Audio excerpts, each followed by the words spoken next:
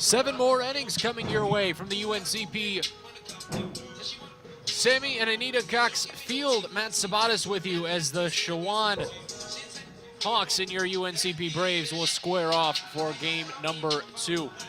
Jordan Toney taking the mound for UNCP as we get things rolling for the second contest today. 6 appearances this season. This is his 3rd start, his first in over a month. A 9.45 ERA. 11 strikeouts to only 2 walks this season for Toney. A up and down turbulent year, but it's so far so good. Coming off of an outing against Georgia College, gave up 3 hits in 1 inning of work, 1 run allowed across, no walks, and a strikeout. That was a part of that 11-2 matchup, game number 2 of that doubleheader against Georgia College. Prior to that, he appeared in the second of the doubleheader against Winston-Salem State up in Winston-Salem. A scoreless inning, striking out 1 in the process. He picked up a big contribution on only 8 pitches in that 12-6 victory against Winston-Salem State. The starting lineup for Chowan as we get things going here in game number 2 looks like this. In left field, Harry Marquette. In center field, Marquise Lanier. At second base, Julian Lopez. At first base, Nick Rose. Behind the dish, Trent Brosdahl. The designated hitter today is Robert Williams. Noah Cartwright is the right fielder. Harley Davidson is the third baseman, batting 8th, and Trenton Lee rounds it out at shortstop. Marquette settling into the batter's box now, and we're ready to get underway with game number 2. First pitch comes your way at 7:01, and it's on the outside corner looking for strike 1. Marquette coming into game 2, a .386 average, 39 for 101 on the season, 23 strikeouts though to only 8 walks, and he bloops this one to the right side, touches down between right field and second base for a leadoff base hit. For the Hawks, center fielder. Umpires for today's game, Randy Vestal behind the dish now calling the balls and strikes. Trevor Hinson is at the bases making the safe and out calls. Again, Vestal behind the plate, Hinson on the base paths, and with 1 man on, it's time for Marquise Lanier for Chowan. Hawks coming into game 2, now an 11-13-1 record. Braves picking up the game 1 victory, of course, 15-6 just a few minutes ago, if you were able to join us. And the next to Lanier is a swinging strike to get the at-bat started. Toney again, a 9.45 ERA, hoping to keep that number low and see how low it can get as he tries to pick up win number 2 of his Braves season. Only the 3rd start this year for Toney, as the left-hander brings ball to glove, ready to send the 0-1 home to Lanier. On its way. Laced to the left side, bounced off the third base line and foul. Trey Jacobs gave it a race, but it'll make the count 0-2. Back to first base goes Harry Marquette, and we're ready for the next pitch. Toney definitely taking his time on the mound. 6'4" junior out of Durham, North Carolina, hoping to settle in and make his own pacing. Works primarily out of the stretch, as you've seen there, with a runner on base. And the 0-2. Fastball too far outside. Leadoff base hit from Harry Marquette. Julian Lopez on deck. Lanier in the box now. Double play still in effect. Braves have turned 14 this season. Would love to make it 15. See there, Connor Granger holding on Marquette. And a throw back to first base, not in time. Braves got a pair of pickoffs in game 1 of this twin bill. One of them was against Marquette. He led off game 1 with a single. Took a half step to second base when A.J. Stead fired to first, and the Braves were able to get him no contest. 1-2 finally on his way to Lanier. Bounced to the left side, fair, and into left field, a base hit. Back-to-back singles to start this game for Chowan. And now Julian Lopez. Defensive showing for UNC Pembroke here in the top of the first. Luke Jackson, Roberto Rivera, Ethan Baucom from left to right in the outfield. On the infield from left to right, Trey Jacobs, Jarrett Mobley, Seth Hardings, and Connor Granger. Battery mates, Jordan Toney on the mound, Alex Simpson behind the dish. First base coach for UNC Pembroke, Alex Pierce. The third base coach will be head coach Paul O'Neill. And Julian Lopez into the box now, second baseman. Wangles the bat above his back shoulder. And a quick heel turn from Tony to start this at-bat. Looking back, second base, Seth Harding's there to cover, but Harry Marquette back in safely. Marquette 6 for 9 this season in his stolen base attempts. Lanier at first is 7 for 8. Double steal could be in the cards with no one out in this first inning. First pitch finally on its way to Lopez, sails high. Count 1-0. Lopez, a .271 average on the season. He's been getting sparing time back and forth with this squad. 10 strikeouts, 13 walks. He's driven in 12, though. It's been his best number. Next pitch from Tony. Delivered to deep left field. Backing up on it, Jackson at the track, at the wall. It bounces off the wall underneath Jackson's legs. This should score a pair of runs. Marquette rounds third, as does Lanier. The throw to home, not in time. It's a 2-run double for Julian Lopez. Fantastic start to the day for Chowan's offense, and they take an early 2-0 lead on Jordan Tony. First baseman, 25, Nick Rose. 2 RBI double for Julian Lopez. And UNC Pembroke not off to the best of starts pitching-wise here in game number 2. And now Nick Rose.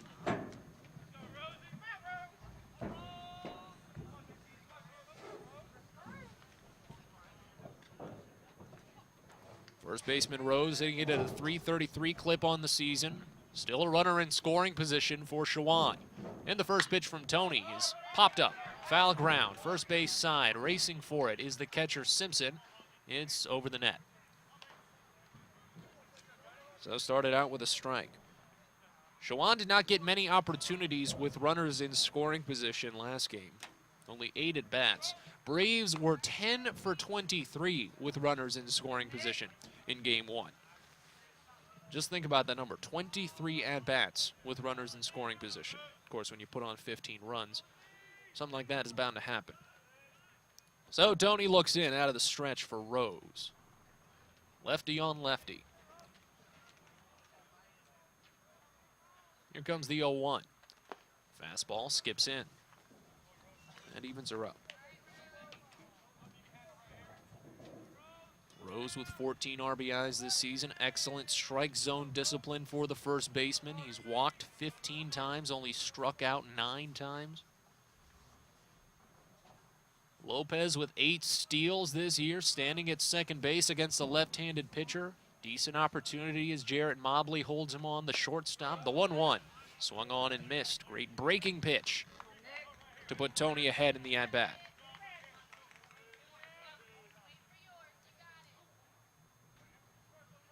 First base coach for Chowan today, Bob Horton. Brian Hill at third base. Head coach for the Hawks, Tyler Furlow, in his 6th season. Tony comes set for the 1-2. Jordan brings home. Blooped up, left center field. This could touch down, a race, a slide, a miss from Luke Jackson. A run's gonna score as Julian Lopez rounds third. Backtracking to first base, Nick Rose will settle for an RBI single.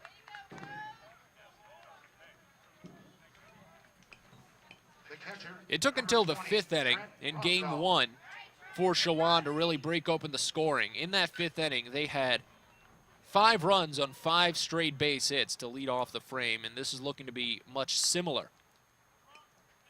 4 base hits to start the first, pair of singles from Harry Marquette, Marquise Lanier, and then the double from Julian Lopez to drive them both in. And out comes Paul O'Neill, quickly concerned with how Jordan Tony is performing.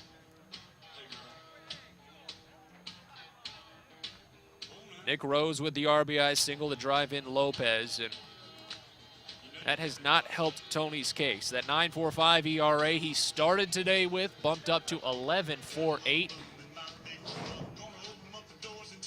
Yet to record an out, facing 4 batters.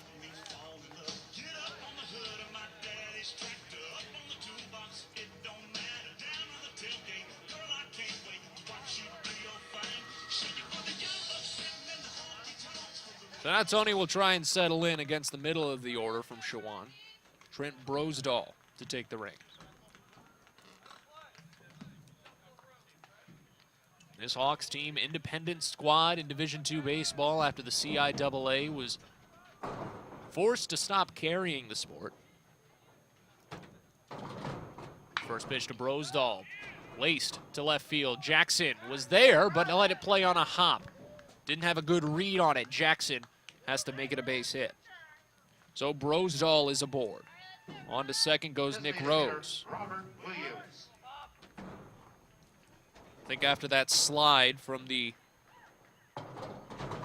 Nick Rose single, Jackson didn't want to take another bet at it, especially considering there was no one to back that play up. Jackson settled for the bounce, and Brosdahl will settle for a single. Robert Williams now for Chowan. Left-handed DH watches the first pitch on the outside corner for strike one. Williams hitting it at a subpar 238 average this season. Still gets on base at a decent clip, 327. 14 strikeouts, 10 walks, 21 driven in, though. That's his best number. You see in the background there, behind Tony, Aaron Biggerstaff warming up in the bullpen for UNCP. Early trouble for Tony. Yet to record an out. Could get one here. Grounded to second. 4 to 6 to 3. 2 gone. So Brosdahl eliminated on the base paths. Williams as well. Nick Rose on to third in the 15th double play this season for UNCP. And it's 2 gone. Number 19, Noah Cartwright.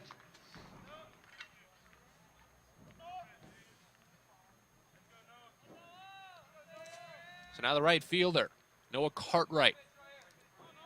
First time he stepped to the plate today. Didn't make an appearance in game 1. In the first pitch, swing and a miss. Big chase on an off-speed pitch there from Noah Cartwright.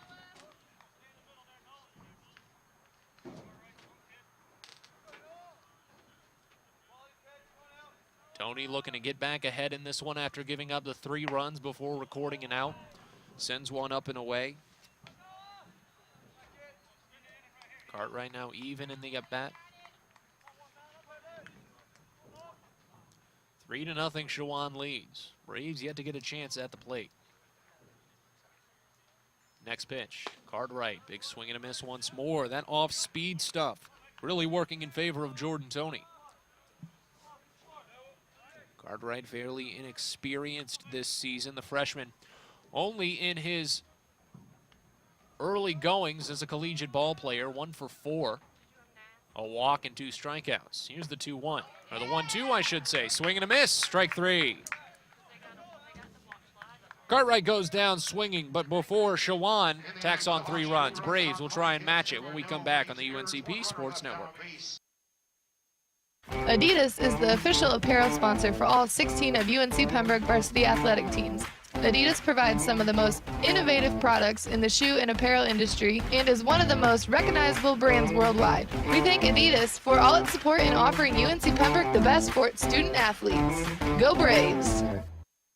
Lumbee River Electric Membership Corporation belongs to the members it serves. That means their members have a say in how their co-op is run. And with members in charge, you can feel confident that the decisions made are in your best interest and the best interest of your community. Doesn't that sound good? Members know they can trust LREMC because it was created not to make profits, but to deliver on this promise, providing safe, reliable, and affordable electricity. 4 values are the foundation of LREMC's service to its members: innovation, commitment to community, accountability, and integrity. These values represent the cooperative difference and how their co-op earns the trust of members every day.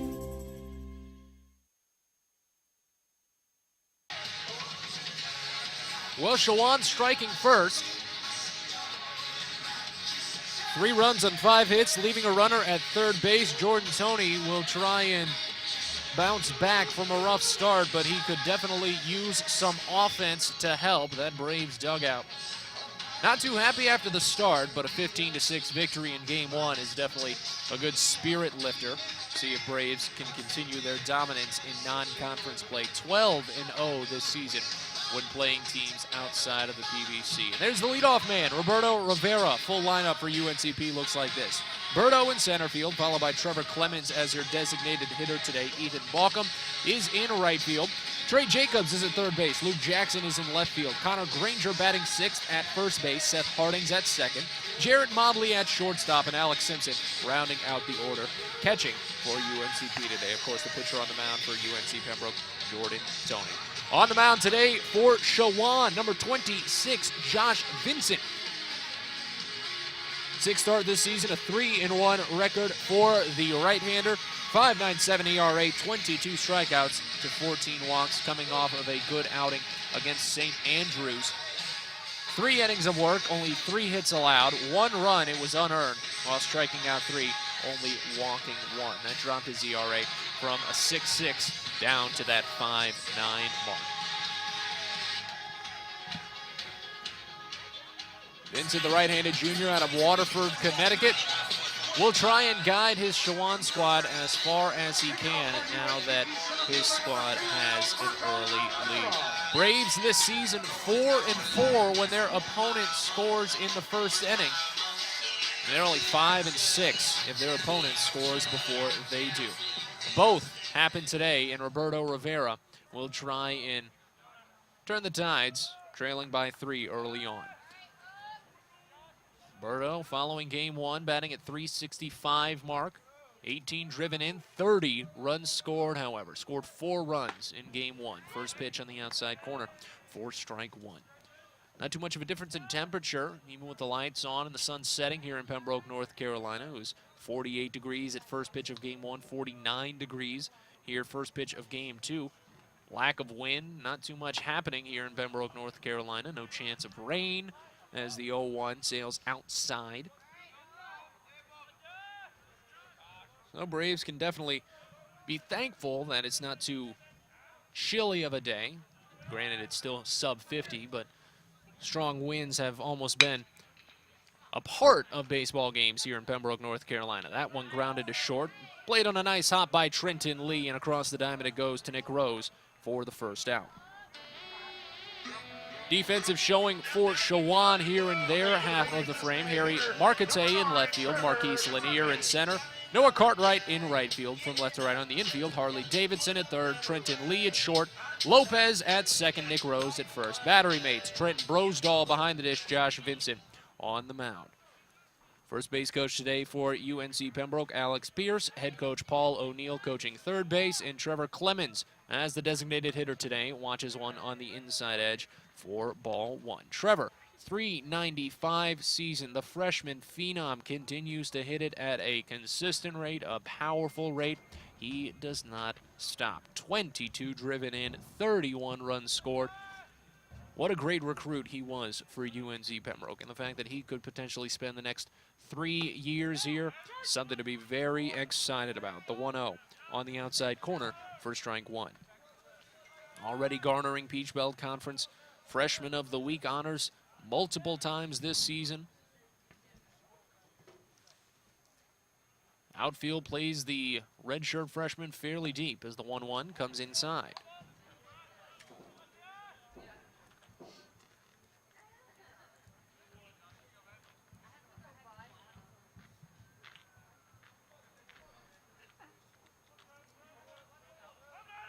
Left-hander digs in, holds the bat firmly above the plate, backs it up behind his shoulder and sends one to deep left field. Backing up on it, Marquette to the track. It takes a bounce onto the wall. Clemens is going to race into second base. The throw is off the target. Leadoff double for Trevor Clemens, or I should say one-out double for Trevor Clemens, if I can pay attention here. And the Braves have a runner in scoring position. You got to remember, Roberto Rivera led off this frame and grounded out. Chowan was 2 for 4 with runners in scoring position in that first inning. Braves were fantastic with runners in scoring position in game 1, 10 for 23. And now Ethan Balkum with a chance. Right-hander, right fielder, digs in. Kevon Perkins getting a break in this one. First pitch, Balkum takes it off the plate.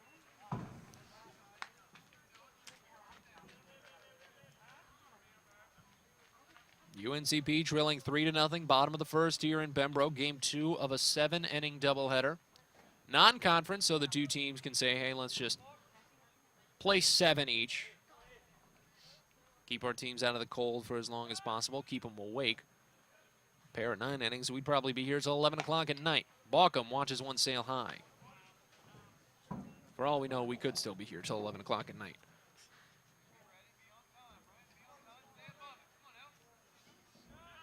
Ethan hitting it at a 343 mark this year. 33 driven in. Has struck out 16 times, though. Leads the team with those power numbers. 6 home runs. New baseball for Josh Vincent. Again, home plate umpire today, Randy Vestal. Trevor Hinson at the paths.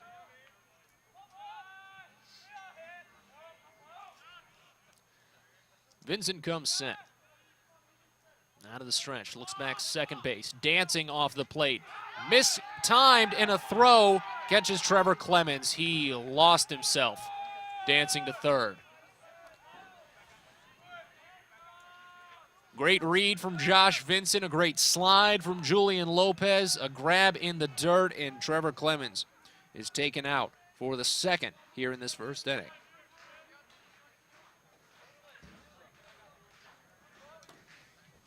UNC Pembroke earned 2 pickoffs defensively in game 1. Picked up a few base hits and stolen bases, I should say, as well. 5 to be exact in that first game. Not off to a good start here, as Baucom watches that 1-1 snag the outside corner. Vincent definitely with some new life in this one now. Chance to retire the side in order. The 1-2. Skips in. Great save there from Trent Brosdahl, but with no one on base. Not fully necessary anymore. Good practice, at least.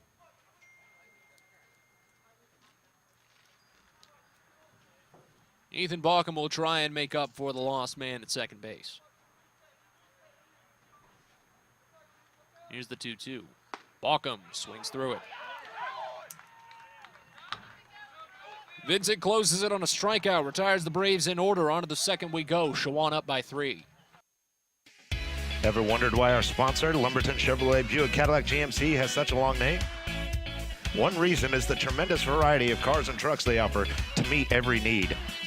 Great-looking Chevrolets, Buicks, Cadillacs, and even GMC SUVs and trucks. They have everything from budget vehicles to the top-of-the-line Cadillacs. So why would you shop anywhere else?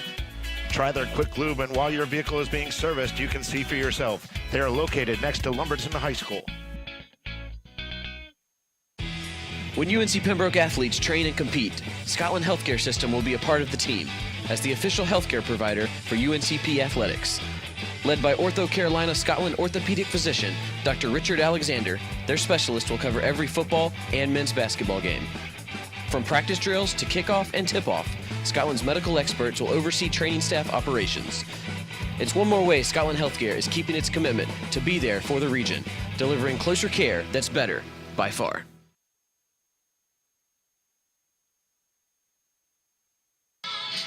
Jordan Toney returns to the mound for UNC Pembroke after allowing 3 runs in the first. Aaron Biggerstaff was getting loose in the pen, but Paul O'Neill will continue the support in his right-hander, or left-hander, I should say. Toney will face the 8, 9, and 1 batters. Harley Davidson, Trenton Lee, Harry Marquette.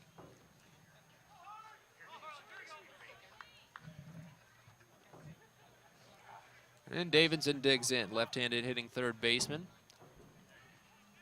Gets time on and off this season. 12 for 57, though, not the best of years for the lefty. First pitch on this lefty-on-lefty matchup, bounce to first base. Right into the glove of Connor Granger, a tap on the bag. 1 pitch, 1 out. The 3 unassisted. Harley Davidson could not muster enough power there. The shortstop, number 12, Trenton Lee. Now Trenton Lee.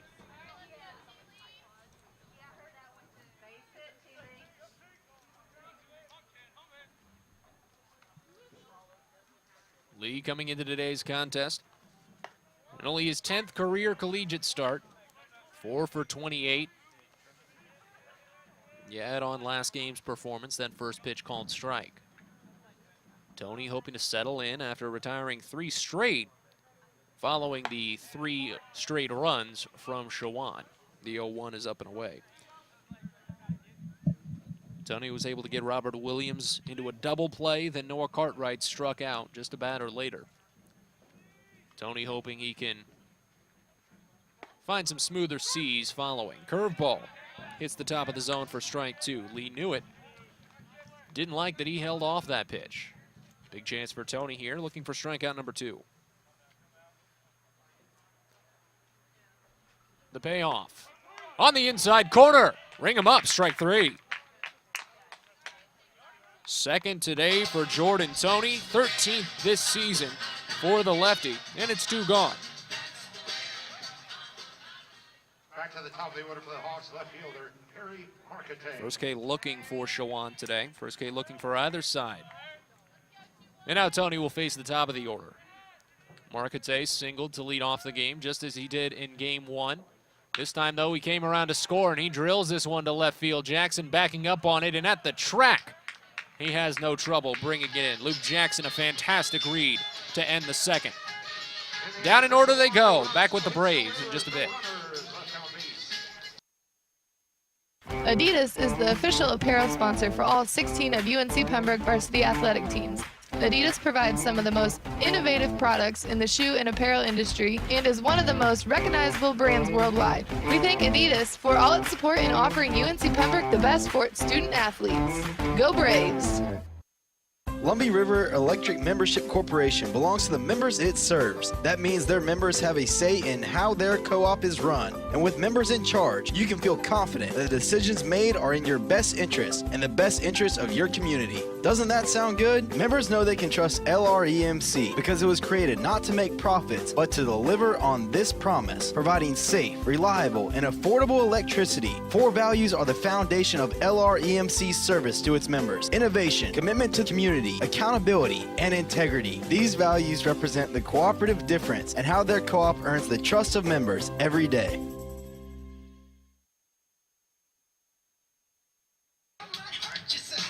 Two, 3 frame from Jordan Tony in the second. Braves hope that breathes some life into their offense. Went down in order in the first, even after a 1-out double from Trevor Clemens. Designated hitter was picked off just 3 pitches later, and it'll be the 4, 5, and 6 batters as we enter the bottom of the second. Trey Jacobs, Luke Jackson, Connor Granger for UNC Pembroke. Should any of them get on Seth Harding? Matt Sabatas here with you from Sammy Cox Field. James LaRue manning our crew on the UNCP Sports Network, doing a fantastic job. And Josh Vincent hoping to continue his work today. Excellent job catching Trevor Clemens off guard on the base path, striking out Ethan Balcom immediately after, and Vincent early goings, but he's poised to make a good impact on the mound today. Here in what's his 6th start this season. It'll be lefty on a righty to start this inning, though. Left-hander Trey Jacobs into the box. And the first offering from Vincent. Bounced to the right side, foul. About 10 feet on the first base line, and it's 0-1. Trey hitting at a fantastic mark this season. Sophomore has a .398 average in front of him. 33 driven in, 2 home runs. Only struck out 16 times. It's an average number for this squad. Vincent taking his time. Shook off a couple there from Trent Broadsdahl. Here's the 0-1. Bounces in. Evens us up at 1 apiece. When Vincent gets the start, when he gets the call, you can usually expect him to go a fair distance. Had a complete game against Malloy earlier in February, gave up 2 runs on 9 hits. Went 5 innings against East Stroudsburg earlier this month. 5 2/3, as a matter of fact, gave up 2 runs there. And then, as mentioned, that 3-inning outing against St. Andrews. Chowan won that game, and Vincent only gave up 1 unearned run. 1-1, sails high on Jacobs. That was more of a bullpen day for Chowan, that match against St. Andrews. But Vincent provided the necessary work, and he's looking to do the same today. Here's the 2-1. Driven to center field, a base hit. Great little low liner there from Trey Jacobs, and a leadoff single for UNC Pembroke to start the second inning. The left fielder, number 8, Luke Jackson. Now Luke Jackson. Power bat on this squad for UNC Pembroke as Jacobs stands at first base. Words of wisdom from first base coach Alex Pierce. Jackson, like I mentioned in game 1, leads the Peach Belt Conference in that slugging percentage. .639 it stands right now. Here's the first pitch, swing and a miss. Jackson chasing on a fastball up and away. 5 home runs this year, 2 triples, 5 doubles. 38 hits total and only 97 at-bats. It's been a decent season, if you want to put it lightly, for Luke Jackson. Here's the 0-1. Low and away.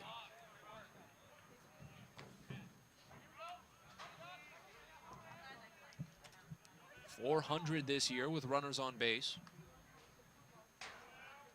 Jacobs is 3 for 5 when he steals. They toss back to first, and Jacobs slides in. Braves might be a little more conservative even against a right-hander after the early pickoff against Trevor Clemens. Faced off against 3 left-handers in game 1, and the Braves didn't get caught once. 5 steals as a team. Here's the 1-1. Bounce to short over the head of Trenton Lee. That could have been a double play, but instead Trey Jacobs is going to motor to third base. On to second goes Luke Jackson. And all of a sudden, Braves have runners at second and third.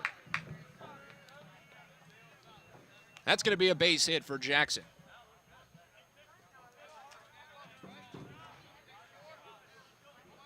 So Jacobs moves to third, Jackson on to second. You got to think that's still a single, at least, considering Jackson moved on to second from the throw. And that's what they'll say, official score saying single. But now the Braves have runners at second and third here in the second. No outs. UNCP still trails 3-0. And the first pitch to Connor Granger. Low and away, blocked by Trent Brodesdahl. That's one of the biggest consequences of this infield for UNC Pembroke. The hard cut from the infield grass to the infield dirt between the base paths. There's a mildly noticeable bump, and a lot of times it'll change the trajectory of a ball. That next pitch sails up and away, caught by Brodesdahl once again. And now the catcher out to have a word. You can tell the home field advantage there definitely paid off for UNC Pembroke. Trenton Lee at short simply wasn't expecting it. It's not like Lee is one of the tallest guys out there either. Only stands at 5'10". Not that he's that short, but doesn't have that much range when the ball bounces that high off of a mound. Braves benefited. Here's the 2-0. Granger whiffs. Change up on the outside corner, and it's 2-1. Jackson at first, Jacobs at third. Or Jackson at second, I should say. Jacobs at third, both reaching on singles. Jackson making it to second on the throw. Vincent comes set. The 2-1 to Granger is belted up the middle, a base hit. 1 run's going to score. P.O.'s waving in Jackson. The throw is late, and the Braves are back in this game. It's 3-2 Chowan. 2 RBI single for Connor Granger. RBIs number 21 and 22 this season for the freshman. And there's still none out.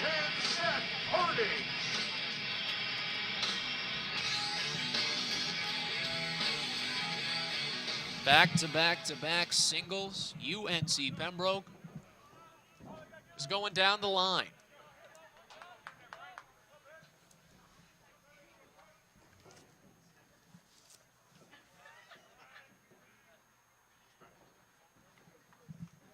Now Seth Hardings The runner at first base. First pitch is outside. Seth hitting it at a .363 average this season. 32 times, though, he's come home to score. That's the key number for Hardings. If he gets on base, more often than not, he's coming around to score. That's how well optimized this Braves lineup is. The 1-0. Check swing on the outside corner anyway.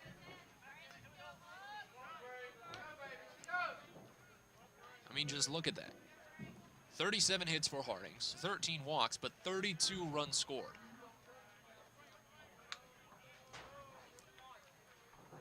That tells you something about not only Hardings, but the lineup behind him.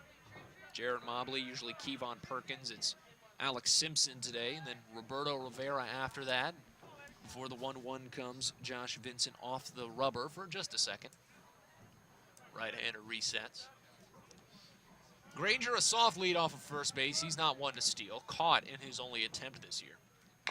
And the 1-1 is off the plate. Harding's making contact just a tad too late. And he's behind in the count. Still only no outs, rather, here in the second. Leadoff single from Jacobs, followed by singles from Jackson and Granger. And it brings us to Hardings now.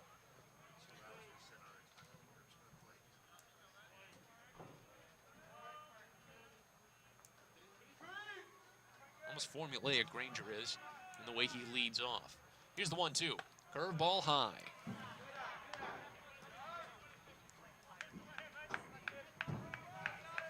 Braves hoping they can find a little bit more of that magic that they had in Game 1, an 11-run third inning. In the first of this 7-inning twin bill. Braves sent 15 to the plate in that frame. The 2-2. Check swing. Harding's held back on a pitch outside, and it runs the count full. Vincent trying to drop that ERA a little bit more. The 2 RBI single from Granger bumped it up to a 6.37. 21 earned runs in just under 30 innings. Not the best of numbers, but Vincent can still guide through it the rest of the way if they keep him in long enough, as the 3-2 is brought back to the screen. Harding sticks alive for one more.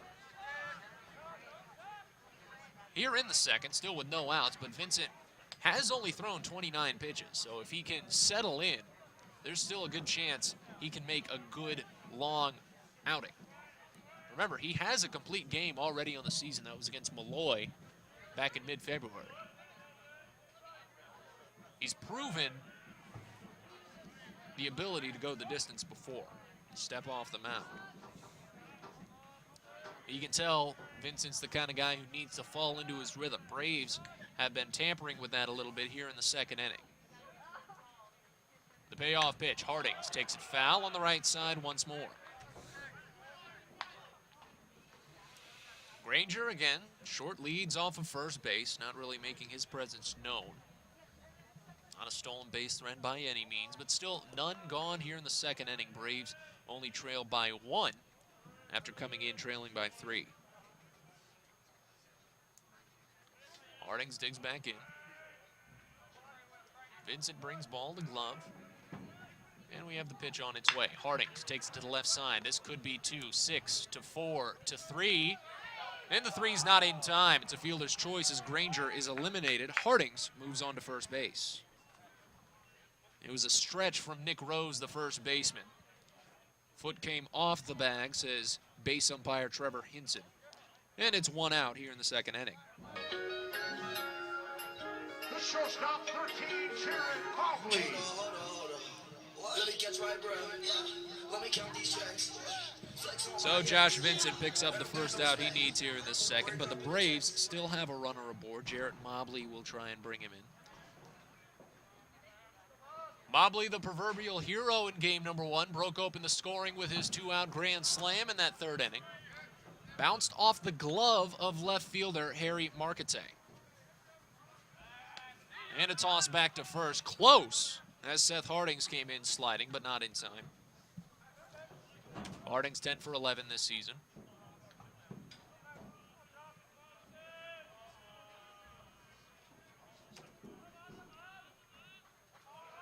Mobs with that light front foot. hoping for the first pitch. On its way. Mobley bounces it to the left side. Snagged out of the air by the third baseman. Davidson, across the diamond it goes in time for the out. So 2 gone. On to second goes Hardings.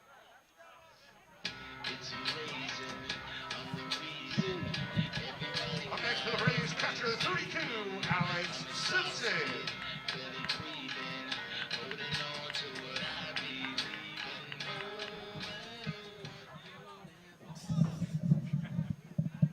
Now Alex Simpson. 2 outs, a runner in scoring position for UNC Pembroke.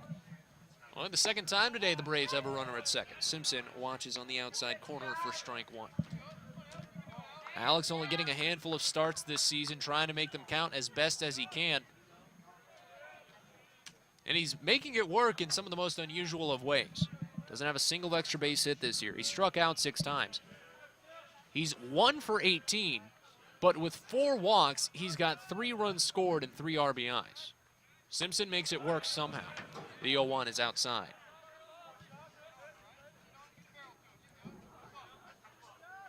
Six-foot sophomore out of Holly Springs, North Carolina.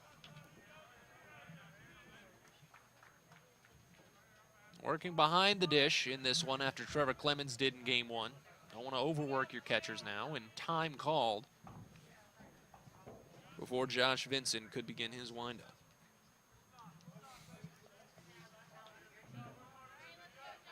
Braves led off this frame with a trio of singles. Trey Jacobs, Luke Jackson, Connor Granger, the last one bringing in the first 2 runners. Hardings on a fielder's choice, that got Granger out. Then Mobley grounded out, put Hardings at second base. The 1-1 to Simpson, high. Fastballs from Vincent have been the big issue today. That's what's struggling to locate the zone.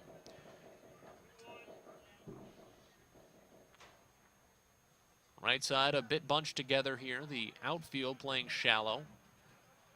Left field a little deep. Decent gap between first and second as they try to hold on Seth Hardings. 2 balls and a strike. Couple of looks back to second base, and Vincent sends home. Just too far outside. Josh Vincent was really aching for that pitch, but he just doesn't get the call. Simpson reading the zone very well in this at-bat. As I said, already 4 walks this season for the sophomore.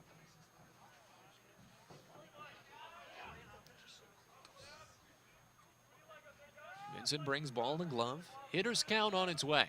Here it is. On the outside edge, swinging at it, Simpson takes it foul on the first base side. Got the edge of the bat. Simpson will have to stick around for a full count pitch. UNCP trying to pick up win number 20 here in game number 28. Chowan trying to get back to a game below 500. They're 11-13-1 this season, 4-6 on the road. Haven't played too many away from home this year.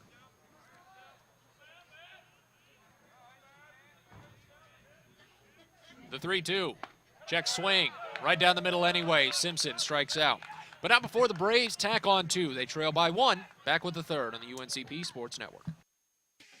Ever wondered why our sponsor, Lumberton Chevrolet Buick Cadillac GMC, has such a long name? One reason is the tremendous variety of cars and trucks they offer to meet every need. Great-looking Chevrolets, Buicks, Cadillacs, and even GMC SUVs and trucks. They have everything from budget vehicles to the top-of-the-line Cadillacs. So why would you shop anywhere else? Try their quick lube, and while your vehicle is being serviced, you can see for yourself. They are located next to Lumberton High School. When UNC Pembroke athletes train and compete, Scotland Healthcare System will be a part of the team as the official healthcare provider for UNCP athletics. Led by Ortho Carolina Scotland orthopedic physician Dr. Richard Alexander, their specialist will cover every football and men's basketball game. From practice drills to kickoff and tip-off, Scotland's medical experts will oversee training staff operations. It's one more way Scotland Healthcare is keeping its commitment to be there for the region, delivering closer care that's better by far.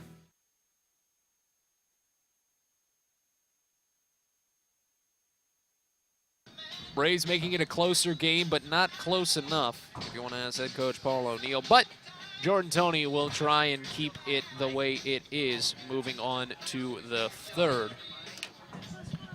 Gave up that 3 spot in the first, retired Chowan in order in the second, and he'll face the 2, 3, and 4 batters here in the third. Marquise Lanier, Julian Lopez, Nick Rose to bat for the Hawks. Matt Sabatas here with you on the UNCP Sports Network, our fantastic crew led by James LaRue today.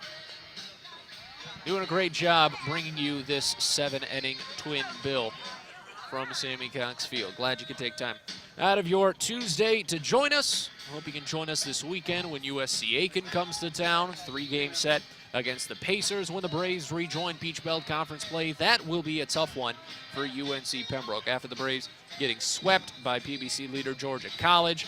Taking on the third team in the conference, Aiken 11-4 in PBC play. Braves 8 games out of first with that 6-8 mark following that sweep. So it'll be Marquise Lanier to lead things off for Chowan. Toney ready to go. In the first pitch. Squaring to bunt. The hit and run is it's nearly barehanded and missed by Trey Jacobs on the third base line and just bounces foul. Marquise Lanier would have been safe at first if Trey Jacobs fielded that ball. Not sure if he intended to miss it or if he just came up shy. But either way, the miss was the right choice for Trey Jacobs as it became a foul ball rolling across the third base line. So the count 0-1 on Marquise Lanier. Lanier 1 for 1 today, singled and came around to score back in the first inning. Went 1 for 4 in game 1. Another run scored there, drove in one of the 6 runs for Chowan. Toney already set on the mound. The 3-2. Or the 0-1 on its way.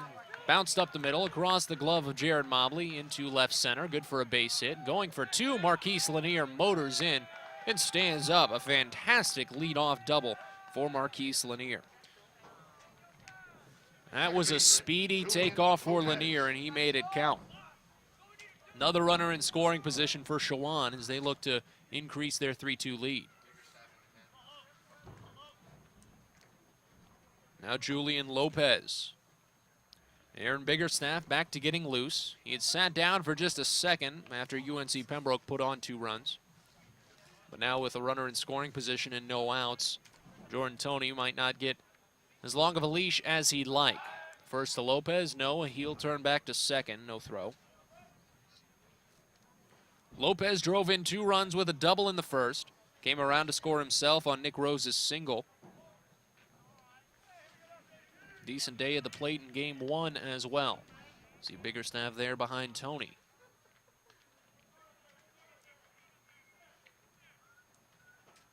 Toney sends home. First pitch, too far inside. Lopez went 1 for 3 in game 1 of this set. Came around to score as well.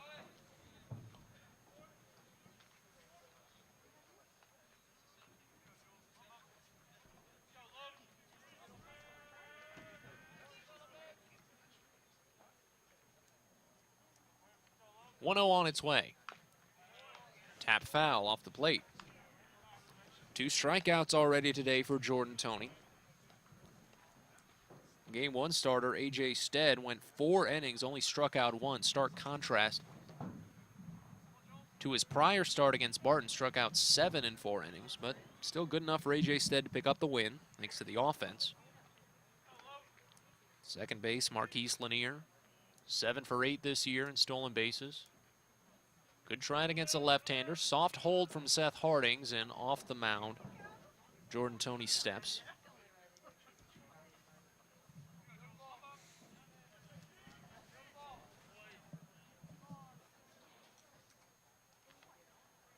Back to set he goes. 1-1 the count. 3-2 Braves trail. And the 1-1 up and away. It was all part of that 5 base hit string from Chowan in the first inning. Put on all 3 of their runs. Marquise Lanier leading off with a double here to left center field. And Aaron Biggerstaff warming up the bullpen for UNC Pembroke. all because of it. Tony trying to build on his 1-0 record this year. Would need to get out of this trouble, get some offensive help behind him, and this is a good start. Strike on the bottom of the zone to even the count at 2.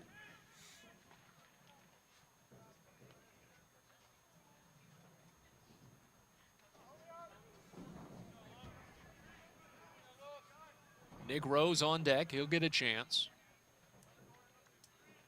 as Tony comes set. The 2-2 pitch. Check, swing, pulling back was Lopez as the curveball sailed outside. That was a great look from Jordan Tony, and you could tell Lopez thought about it for quite a while before finally holding back.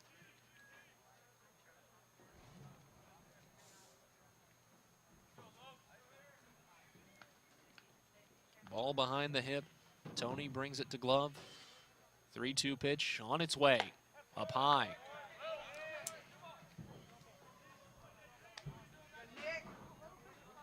The first baseman, Lopez Nick walks. Rose. First today for UNCP. First today for Jordan Tony as well. And now runners at first and second with no one out. Tony still not in that deep of a hole yet. Double play ball back in effect. Against the left-hander Nick Rose. Pitch comes early, could be 2 for UNC Pembroke. First offering is up and away. With the double play ball, now Seth Hardings covers the gap between first and second. Jared Mobley moves to hold the runner at second, and Marquise Lanier. Outfield fairly deep, straight away, Tony. Hoping to get back 2. That curveball for Tony has a lot of great break on it. That's the best thing about it. It's just all about the location. Doesn't always hit when you need it to, and that's clearly been an issue through a decent amount of this contest.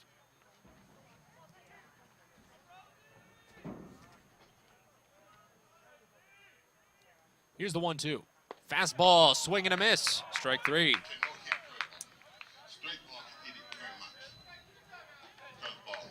Great toss there from Jordan Tony for strikeout number 3 today.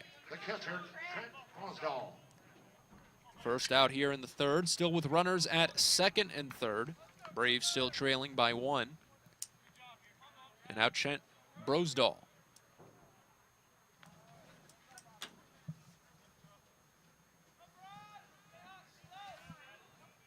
Right-hander taking his time to get into the box. Lefty on righty, set up.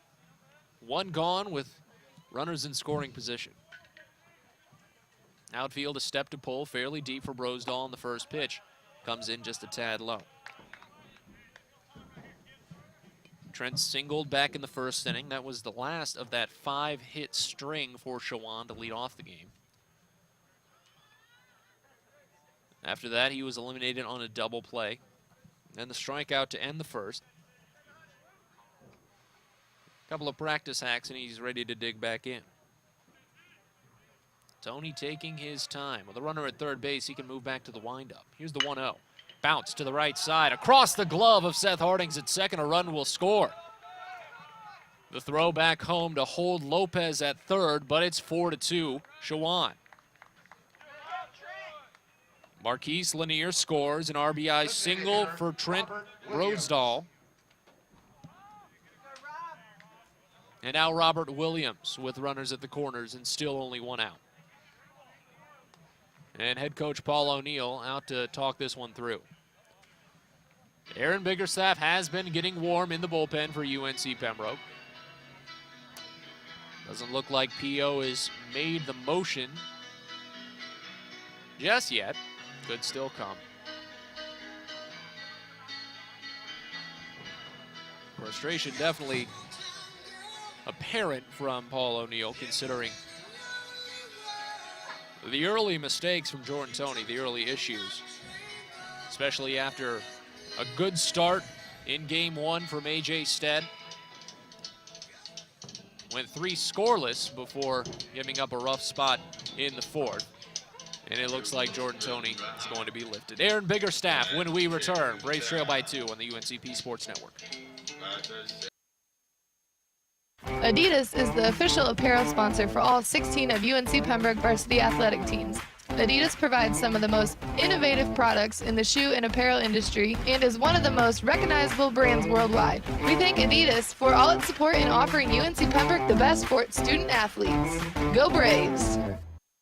Lumbee River Electric Membership Corporation belongs to the members it serves. That means their members have a say in how their co-op is run. And with members in charge, you can feel confident that the decisions made are in your best interest and the best interest of your community. Doesn't that sound good? Members know they can trust LREMC because it was created not to make profits, but to deliver on this promise, providing safe, reliable, and affordable electricity. 4 values are the foundation of LREMC's service to its members: innovation, commitment to community, accountability, and integrity. These values represent the cooperative difference and how their co-op earns the trust of members every day. Braves going to their bullpen earlier than they'd like to, but Aaron Biggerstaff will be taking over. You see the numbers there. A 3-0 record for Biggie, 9 1/3 innings of work, a 4.82 ERA. 9 strikeouts, only 4 walks this season for the right-hander, making the way for Jordan Toney. Final line on Toney is not yet closed. Runners at first and third he's responsible for, but right now it looks like this. 2 1/3 innings, 4 runs, all earned on 7 hits. He walked 1, struck out 3 on 39 pitches, 28 of which were strikes. Again, that line not yet final, but 2 1/3, 4 runs, all earned on 7 hits, 1 walk, 3 Ks, 39 pitches, 28 of which were strikes. So now Biggerstaff coming in off of a good performance against Georgia College. Game 2 of that doubleheader down in Milledgeville. Biggie went 2 innings, gave up only 2 hits, not a single run across while striking out 1. Best relief appearance for UNC Pembroke in that game, and he's hoping he can build on that with the Braves trailing by 2 here in the third. Robert Williams into the batter's box for Chowan. Left-handed DH grounded into a double play last time up. The Braves would gladly take another one of those. 15th turn DP today for UNCP. And this one, driven to left center field, out of the reach of Roberto Rivera. This one has a chance, bounces at the warning track, and a run will score. They're going to wave in the second one. Around third goes Brosdahl. The throw to second is not going to be in time, but it's still 6-2 Chowan. Lopez scores, Brosdahl scores, 1 pitch, and it's a 2 RBI double for Robert Williams. That closes the line on Jordan Toney. So 2 1/3 innings, 6 runs, all earned on 7 hits, 1 walk, 3 strikeouts on 39 pitches, 28 of which were strikes. But now Biggerstaff responsible for the runner at second in Robert Williams. Noah Cartwright struck out in the first inning, didn't play in game 1. Biggerstaff looks back second base and sends the first pitch home. Cartwright checks the swing. It's on the outside corner anyway for strike 1.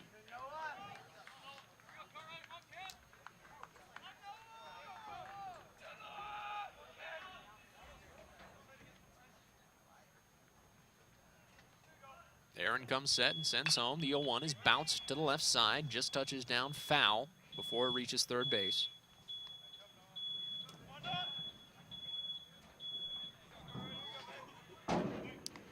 Toney had 3 strikeouts, one in each inning, as a matter of fact, including 1 here in the third. Struck out Nick Rose on a 1-2 pitch.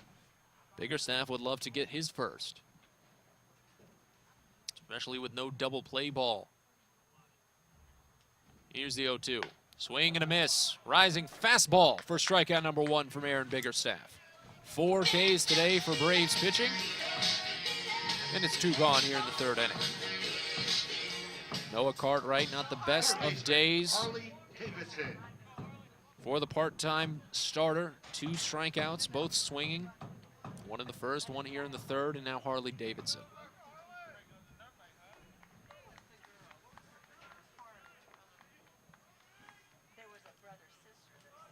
Left-hander settles in. Runner at second is Robert Williams, and the first pitch is on the outside corner for strike 1. You know, at a time like this, I would love, I'll be honest with you, I would love to make a pun about Harley Davidson's name. I just can't think of one right now. There's got to be one. I just can't think of one right now. I'll get back to you. We still got plenty of baseball left to be played. Hopefully I can get you a pun on his name down the line. Harley grounded out to first base his first time up, back in the second inning. I probably have a pun in there somewhere. It's just I don't want to force it, you know, because I could just force a pun and it would be a bad pun. And I just don't want to. I don't want to force a pun. You guys can understand. Quick meeting on the mound. Simpson talking to bigger staff there. Robert Williams still at second base, the 2 RBI double.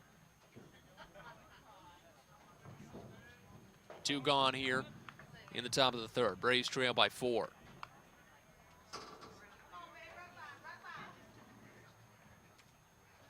Here's the 0-1. Curve ball right down the middle for strike 2. Davidson only hitting at a 207 mark this season. A little better with runners on, but not as good as he'd like it to be. 250 this year. Doesn't get too many opportunities. Usually placed in the bottom half of the lineup. Biggerstaff comes set. Here's the 0-2. Just up and away. Davidson didn't bite. Outfield a step the opposite way for the left-hander. Soft lead off of second base for Williams. Not much of a stolen base threat this year. Burley designated hitters only tried for it once. Big chance for Biggerstaff with a put-down pitch. Already has 1 strikeout and a check swing on that pitch low. Davidson did not go around. Count runs even at 2. Simpson tried to frame it, but came up empty. Aaron still has another chance, though, for the K.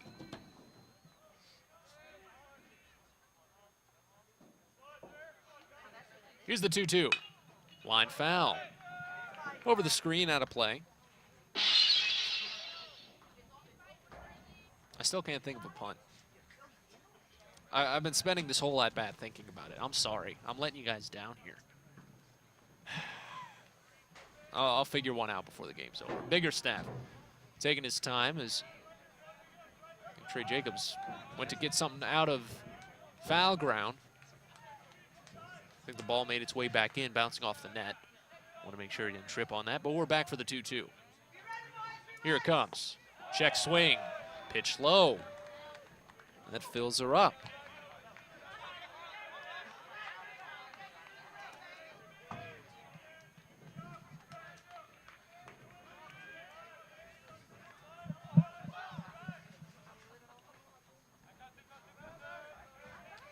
Fans getting into it now, dugouts into it. Now that the sun's fully set here, Light's doing all the work in Pembroke, North Carolina. The 3-2, too far inside.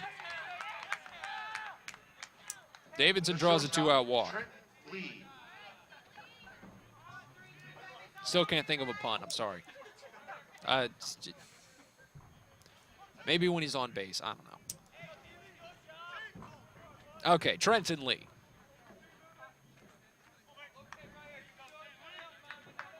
I gotta imagine the dugout probably has puns. Like puns all day. This is gonna bug me if I can't get it. I'm gonna lose sleep on this. Trenton Lee struck out his first time up looking. Biggerstaff would love another. First pitch, up the middle, softly hit. Biggerstaff can't get there, barehanded by Mobley. Can't get anyone. He looked at third, but everyone's safe.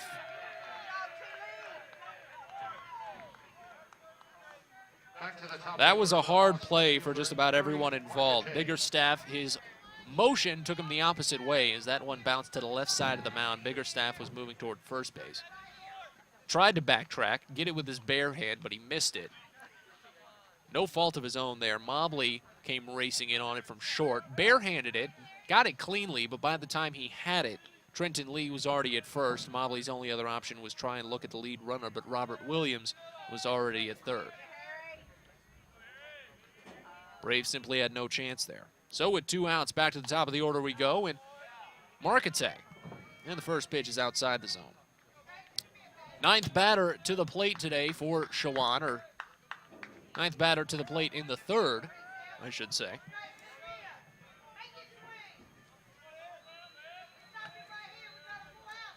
Here's the 1-0. Fastball too far outside. Marquette singled back in the first inning, came around to score in that 3-run frame.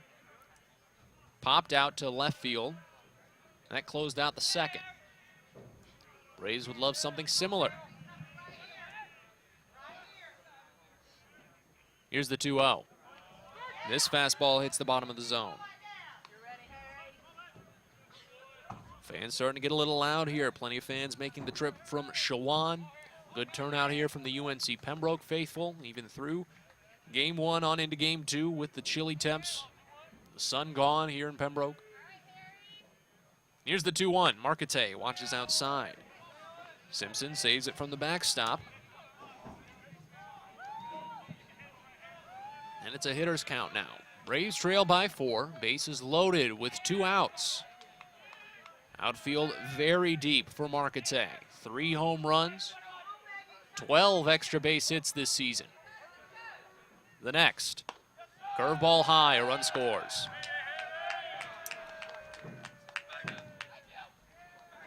RBI walk for Marquette. Robert Williams crosses the plate.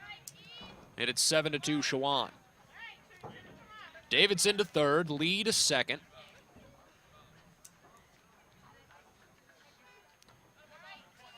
And Chowan is officially batted around in this one.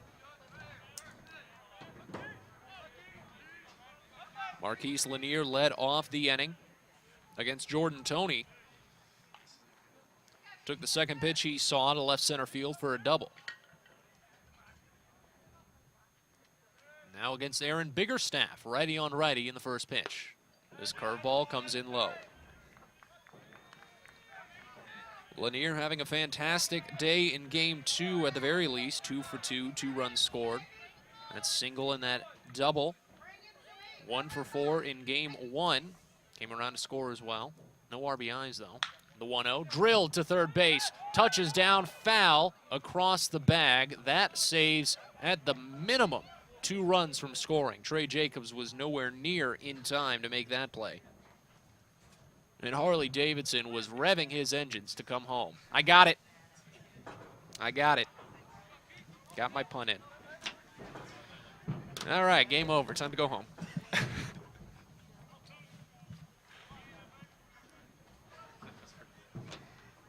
1-1 to count.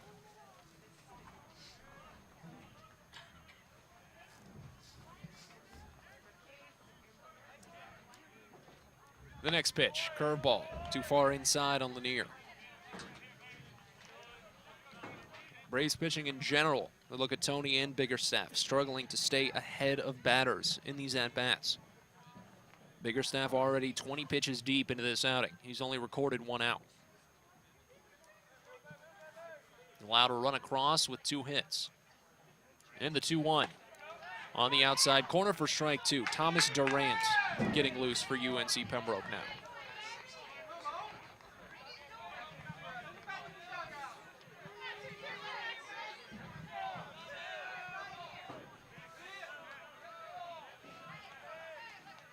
Biggie looking to close it out with a K. Already has 1 tonight. Can he get 2? Back to the screen. Little curveball as Lanier is able to make contact.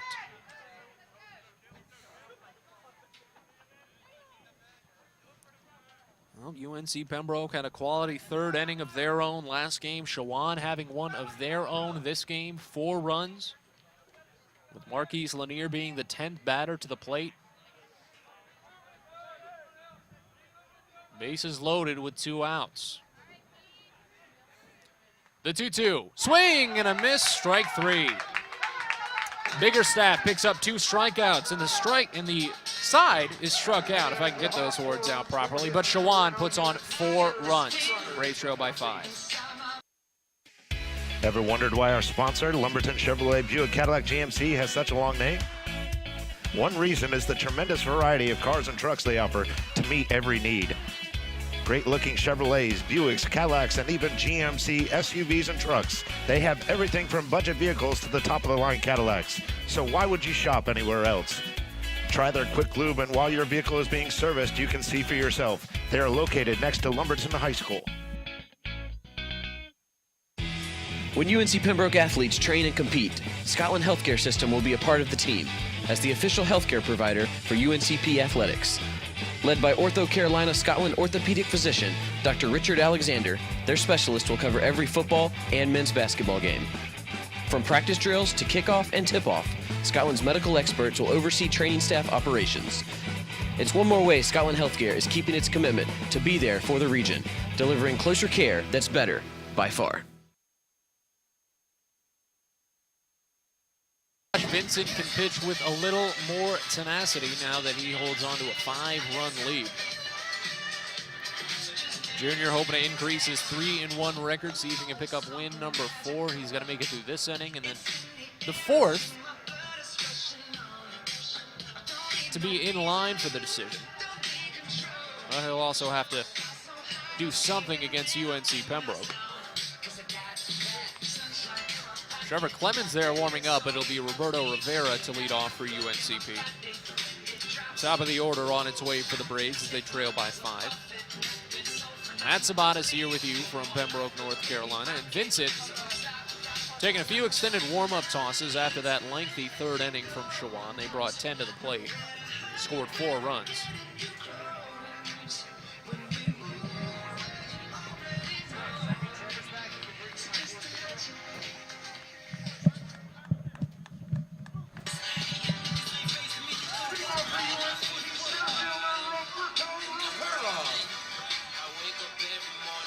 Well, the 3rd inning for UNC Pembroke was the one where they put on 11 runs.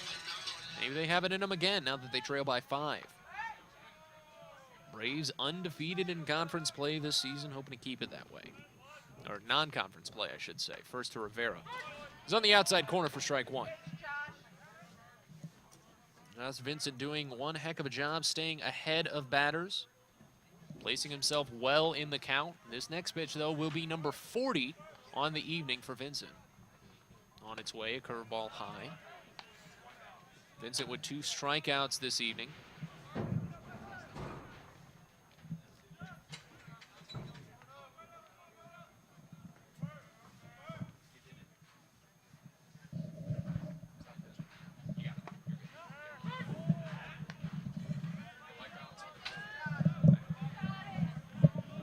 Another strike there on Rivera, 1-2 the count.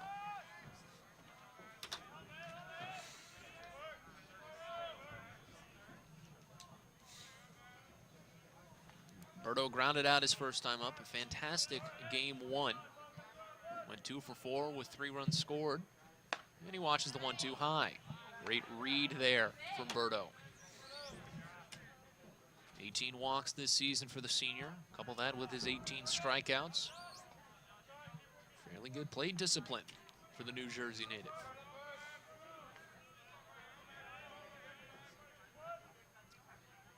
Calm stance in the box, tightens the grip as the pitch comes from Vincent. Swing and a miss. Breaking ball comes in low, and Josh Vincent has his 3rd strikeout today. Great command of the breaking pitches so far for Josh Vincent as he picks up the first out of the 3rd inning. UNCP still down by 5. Majority of their runs in that 11-run 3rd last game did come with 2 outs. That's the great thing about baseball. You never know when something will happen, when a breakout inning will come, when a team's going to explode for a few runs, when someone's going to have a breakout game. Clemens grounds this one to short. Great slide by Trenton Lee. A throw to first is in time. Nick Rose with the split on the assist. And wow, that was an offensive play for Chowan. 6-3 the way it goes for those of you scoring back at home. It's 2 up, 2 down.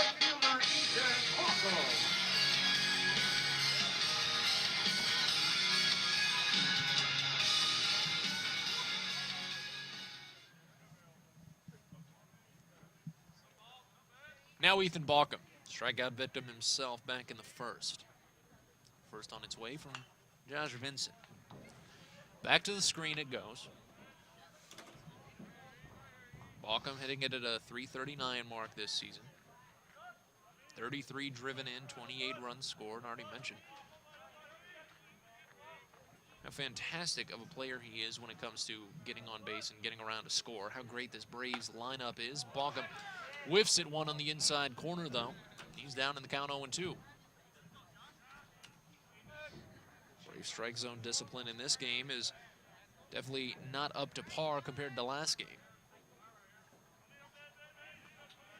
Pitching's at least been getting ample strikeouts. The 0-2 up and away. Braves pitching, I should say. 5 strikeouts combined between Jordan Toney, Aaron Biggerstaff. Braves pitching only had 4 in game 1. Balkum grounds that one foul. Head coach Paul O'Neill is saying it hit the base.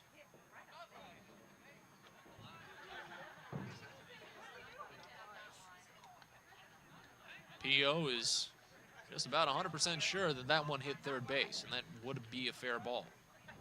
But home plate umpire Randy Vestal not having any of it. Just a short conversation. It's going to be a foul ball. Balkum will have to step back in for another 1-2 pitch.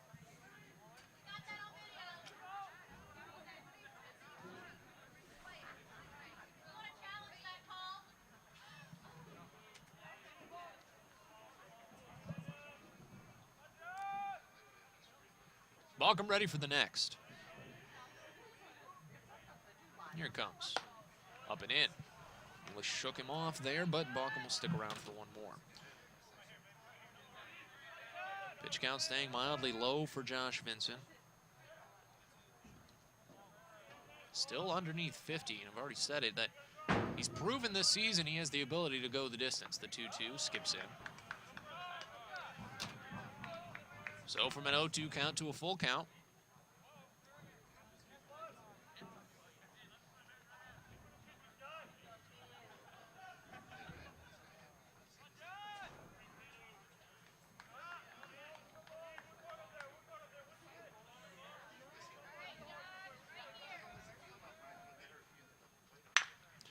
Balkum bounces this one. Fielded on a hop by Trenton Lee. Another toss to first in time. Trenton Lee, a pair of gems at short to end the third. Back with the fourth. Braves trail by 5. Adidas is the official apparel sponsor for all 16 of UNC Pembroke varsity athletic teams. Adidas provides some of the most innovative products in the shoe and apparel industry and is one of the most recognizable brands worldwide. We thank Adidas for all its support in offering UNC Pembroke the best for its student athletes. Go Braves! Lumbee River Electric Membership Corporation belongs to the members it serves. That means their members have a say in how their co-op is run. And with members in charge, you can feel confident that the decisions made are in your best interest and the best interest of your community. Doesn't that sound good? Members know they can trust LREMC because it was created not to make profits, but to deliver on this promise, providing safe, reliable, and affordable electricity. 4 values are the foundation of LREMC's service to its members: innovation, commitment to community, accountability, and integrity. These values represent the cooperative difference and how their co-op earns the trust of members every day.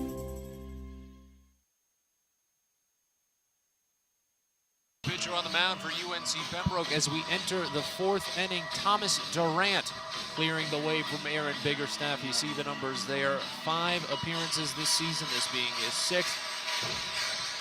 Not a decision recorded, and a 15.43 ERA is not the best of numbers, but it's proven to go lower before, and those strikeout numbers are the best that Thomas Durant brings to the table.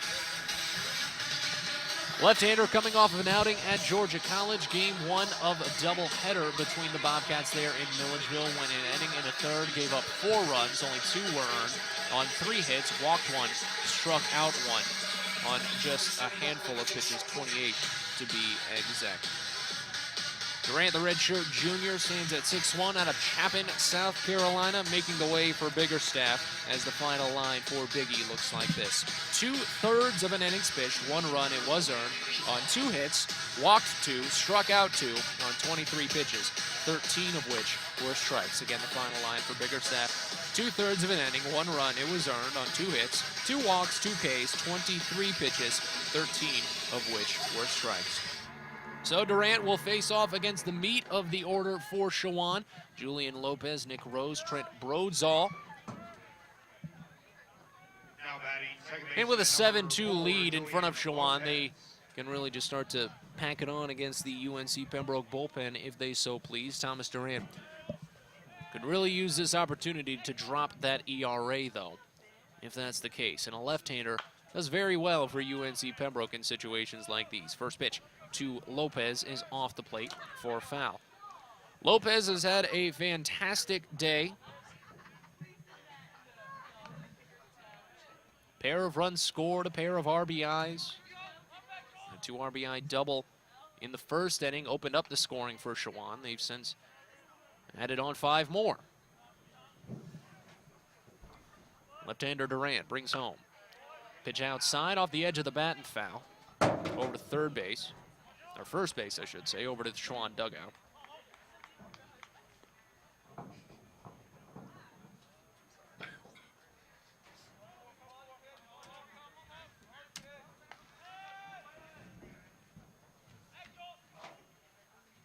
Durant brings ball to glove, leans over top, and with that sidearm throw, sends home outside.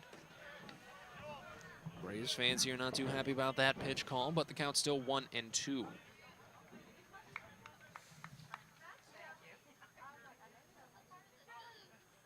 Outfield fairly deep, a step to pull. 1-2 set to come. Durant with the hard lean in from that front leg, and this one chopped on the Baltimore to the right side. Picked up by Hardings at second. Fires to first with just a second to spare. Julian Lopez gave it a ride, but he's tagged out at first. So 1 up, 1 down here in the fifth, or in the fourth, I should say. Rose.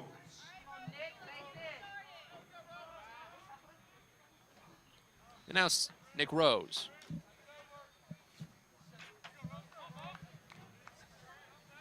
Seven to 2, Braves trail. Top of the fourth we sit. And the first offering from Durant on the outside corner. Durant's shown flashes of his ability from the bullpen already this season. Plenty of times. He's worked some scoreless outings, had some great singular innings, and he takes that one on a bounce. Great little defensive shot there from Thomas Durant. 1-3 the way it goes for out number 2.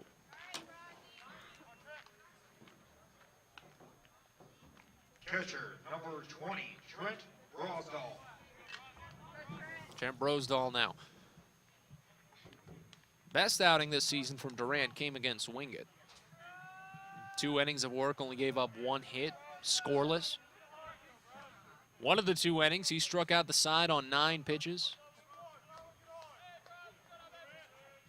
He's got the ability, it just comes in some spurts. Brosdahl tries the bunt, but it takes it off the plate, so element of surprise, lost.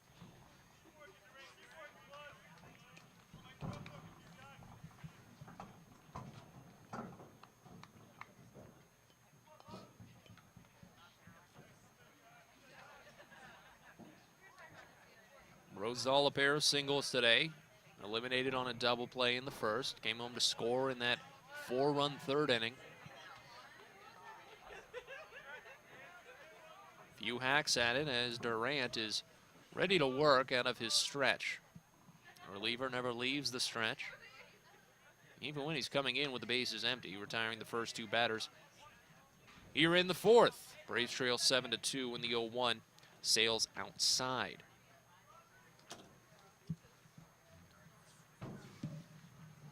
UNC Pembroke and Chowan have met a fair number of times over the last decade plus. Braves dominant against this Hawks team, though, including the Game 1 victory. Braves have won the last 17 meetings between these 2 squads all the way back to 2008.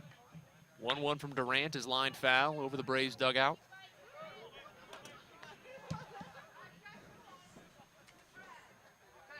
All in all, in the series, Braves lead 21-3. All but one of the games have been here in Pembroke, North Carolina. Only one has been at Chowan. Hawks won that game, too.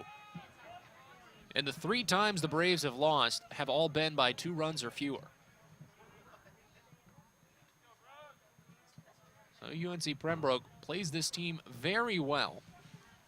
In this game, not so much, but still plenty of baseball left to be played, so you never know. And a quick time. Thomas Durant talking things over. Again, Alex Simpson behind the dish in game 2 for UNC Pembroke. Trevor Clemens, the DH today, after playing catcher in game 1. Here's the 1-2 finally. Taking the opposite way, foul, racing out of play.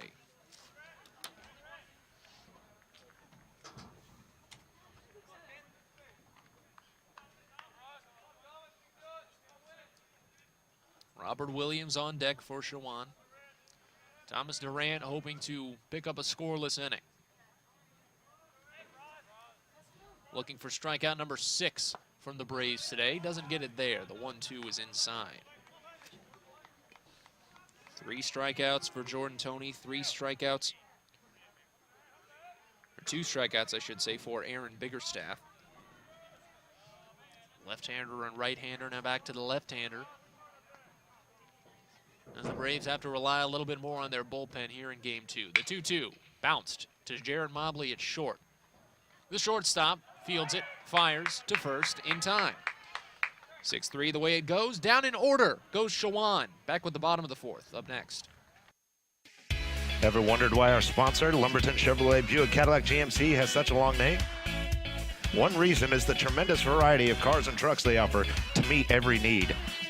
Great-looking Chevrolets, Buicks, Cadillacs, and even GMC SUVs and trucks. They have everything from budget vehicles to the top-of-the-line Cadillacs. So why would you shop anywhere else? Try their quick lube, and while your vehicle is being serviced, you can see for yourself. They are located next to Lumberton High School. When UNC Pembroke athletes train and compete, Scotland Healthcare System will be a part of the team as the official healthcare provider for UNCP athletics. Led by Ortho Carolina Scotland orthopedic physician Dr. Richard Alexander, their specialist will cover every football and men's basketball game. From practice drills to kickoff and tip-off, Scotland's medical experts will oversee training staff operations. It's one more way Scotland Healthcare is keeping its commitment to be there for the region, delivering closer care that's better by far.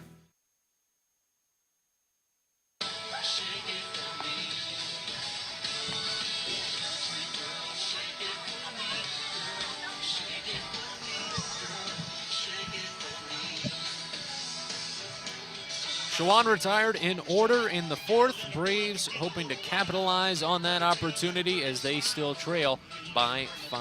Matt Sabanas here with you on the UNCP Sports Network. James LaRue leading our fantastic crew on UNCP Sports Network today. Braves taking game 1, 15-6, aided by an 11-run 3rd inning. They could use a little bit of that as well. Number 5, Anthony Jefferson.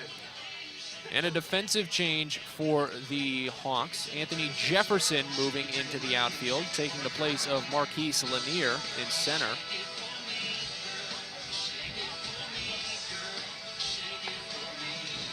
Jefferson played some time in last game. Had a pair of walks, went 0 for 1, came around to score at one point as well, struck out in game 1 as well.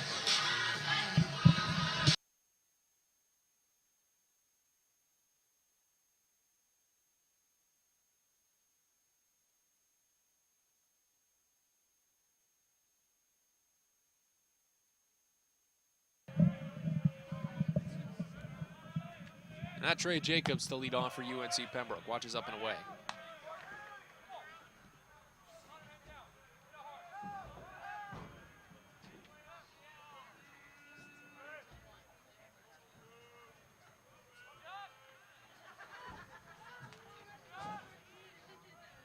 Another 1-0.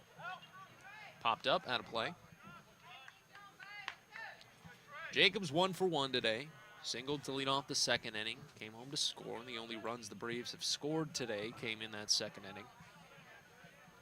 Jacobs and then Luke Jackson both coming in on Connor Granger's 2 RBI single. Here's the 1-1. Curveball, just a bit high. Good read there from Trey, and he's ahead in the count. 4.04 average this year for the sophomore. Left-hander doing a fantastic job in the box. And the next. on the inside edge, scoots him off the plate just a tad.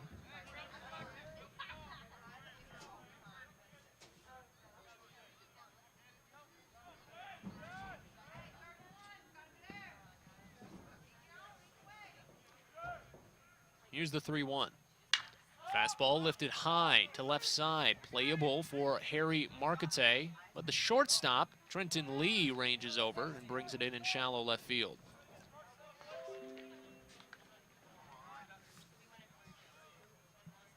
So 1 up, 1 gone here in the 4th.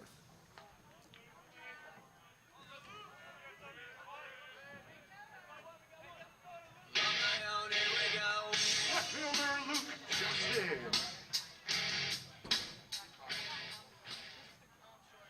Luke Jackson now for the Braves.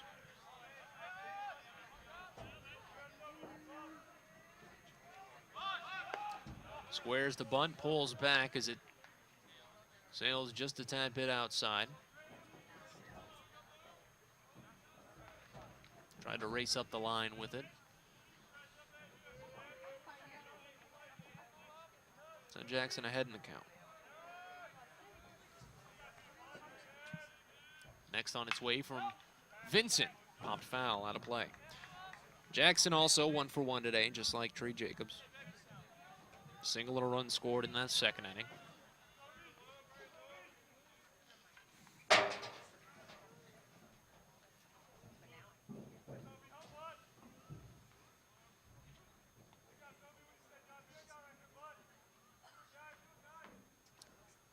Next on its way.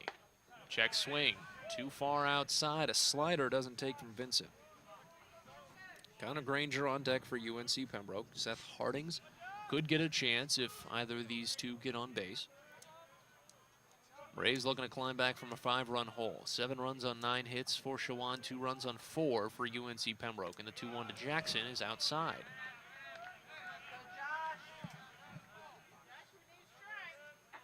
Braves fantastic this season in their on-base percentage. When they get on base, they do a great job in stealing bases. This is a great small ball team in some aspects, but they are a big ball team in a lot of other aspects. The 3-1 is outside. So a 1-out walk. First walk today for Josh Vincent. Braves will gladly take a free base runner.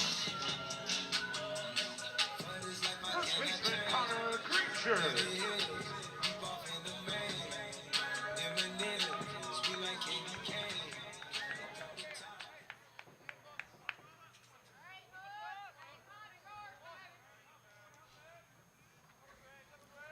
And now Connor Granger taking his time to dig in with a runner at first base. 11 for 14 this season is Jackson against a right-hander. Could be a good idea, but instead this one perfectly lined to Lopez at second. The throw to first to try and get Jackson is not in time. A hard slide, and Nick Rose looks hurt.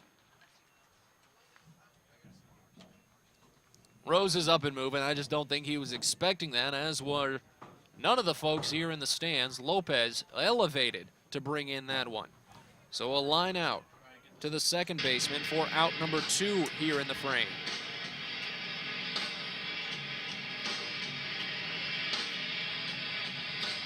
What a fantastic play from Nick Lopez.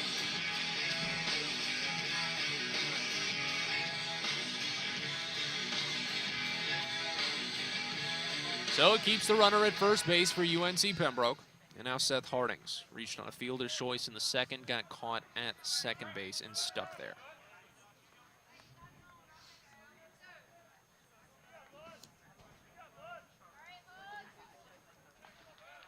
Runner at first, Braves trail by 5.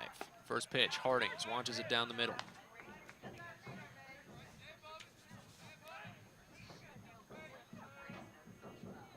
Seth 1 for 2 in game 1, drove in a run, scored twice after walking as well. Braves were saved by a couple of errors from Chowan. That helped lead off that third inning, I should say. When the Braves scored 11 runs, and Hardings takes this one to the third base gap for a 2-out base hit.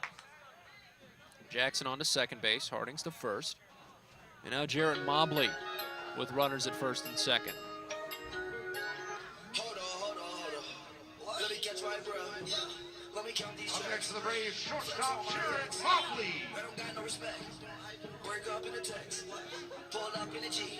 T3 fly off in a jet.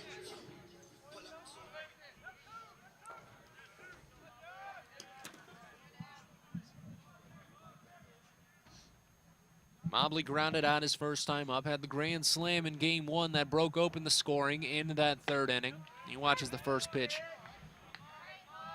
down the middle for strike one.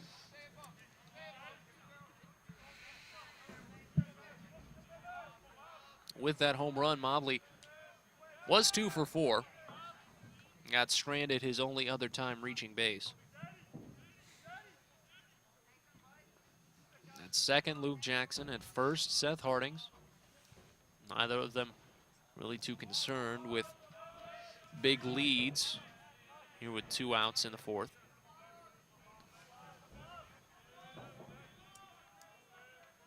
Here's the 0-1. Mobley, a high chop off the plate to second base, picked up by Lopez, fires to first. It's not in time, and a great heads-up run from Luke Jackson. He rounds third and comes home to score. That's called hustling it out for UNC Pembroke. They tack on another. It's still 7-3, Chowan.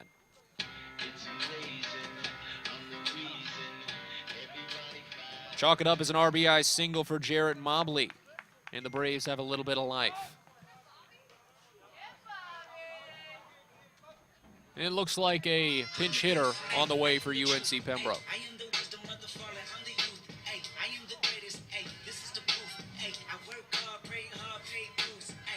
Looks like Bobby Dixon.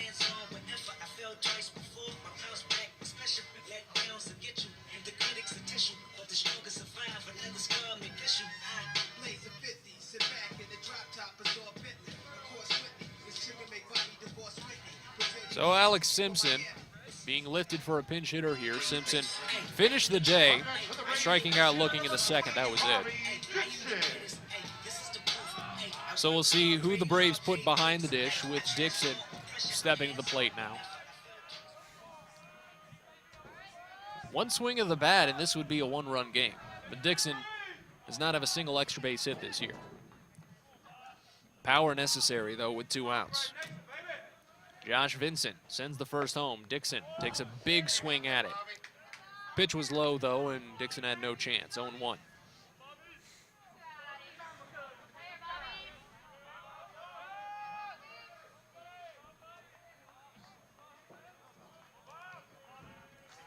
Only a 143 average this season. 3 for 21, but 2 driven in, 3 runs scored.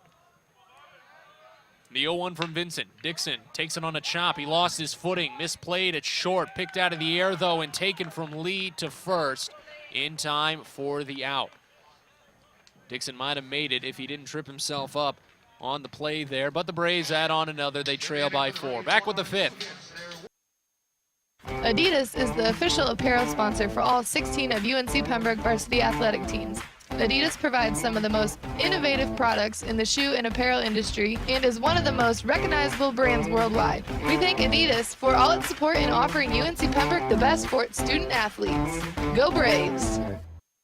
Lumbee River Electric Membership Corporation belongs to the members it serves. That means their members have a say in how their co-op is run. And with members in charge, you can feel confident that the decisions made are in your best interest and the best interest of your community. Doesn't that sound good? Members know they can trust LREMC because it was created not to make profits, but to deliver on this promise, providing safe, reliable, and affordable electricity. 4 values are the foundation of LREMC's service to its members: innovation, commitment to community, accountability, and integrity. These values represent the cooperative difference and how their co-op earns the trust of members every day.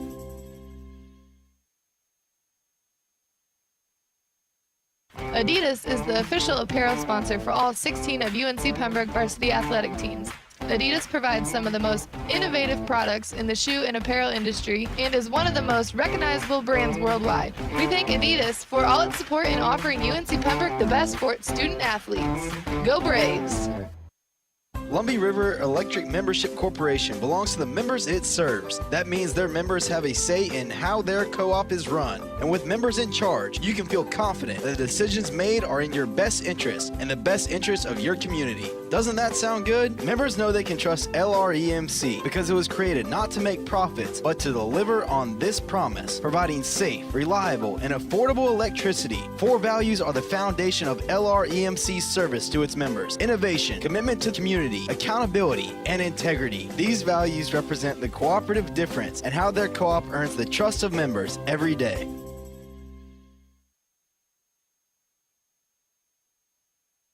Robert Williams. New pitcher on the mound for UNC Pembroke as we enter the fifth inning. Trace Hagler replacing Thomas Durant. The final line on Durant pretty clear. 1 inning of work with zeros all around. No runs, no hits, no walks, no strikeouts. 12 pitches, 8 of which were strikes. So Trace Hagler will take the reins. There's the numbers on the right-hander. 10th appearance, I should say. 9 innings pitched, a 13 even ERA. Looking to dip that one as low as he can get it. A 2-1 record, though, when he gets in. The Braves offense usually rallies around 12 Ks on the season for the right-handed junior out of Kannapolis, North Carolina. Bottom of the order, he will face against Chowan, Robert Williams, and the first pitch on the outside corner for strike one. Good start for Trace. Hagler following up a outing against Georgia College in which he picked up the start. Game 2 of that doubleheader, only went 1 inning though. Bit of a rough day for Hagler in that first start this season. 5 runs allowed, 4 of which were earned on 4 hits. He gave up a home run, well, only striking out 1 and walking 1 as the 0-1 sails up and away. In the even count pitch, bounces in to put Williams ahead 2-1. After that, before that I should say, Hagler pitched at Barton. It was a much better day there in relief, an inning and a third of work. No hits, no runs across, and 2 strikeouts as the 2-1 snags the outside part of the zone. In his relief appearances, Hagler's either hit or miss a lot of times. His last 2 relief appearances have been sublime. That game against Barton, then a game at Winston-Salem State, the second of the doubleheader there up at Winston-Salem. He went 2 1/3, didn't give up a single hit as the 2-2 was bounced foul. Struck out 4 in that outing against Winston-Salem. And then, of course, the start at Georgia College following. Something to build on for Trace. Williams, a decent day at the plate, grounded into a double play in the first, but drove in 2 with a double in the third. 2 of the 4 that Chowan scored that inning. Here's the 2-2. Swing and a miss. Foul tip into the glove of Trevor Clemens, and it's strike 3. Forgot to mention that with Alex Simpson being lifted for a pinch hitter last inning, Trevor Clemens returns behind the plate for UNC Pembroke. So Clemens will stay in the lineup. He was the designated hitter. Now he is the catcher, and looks like Bobby Dixon might become the designated hitter for the rest of the day. 6th strikeout today for Braves pitching, and Noah Cartwright off to a good start for UNC Pembroke now at the plate. Or rather, a pinch hitter for Chowan. The change, rather, Anthony Jefferson replacing Marquise Lanier in center field. He's taken the 7-hole here. Lanier moved to right field. So Lanier holds his spot in the 2-hole as Jefferson pops this one up to first base, and Connor Granger is there to make the play. So 2 gone. Third baseman, Harley Davidson.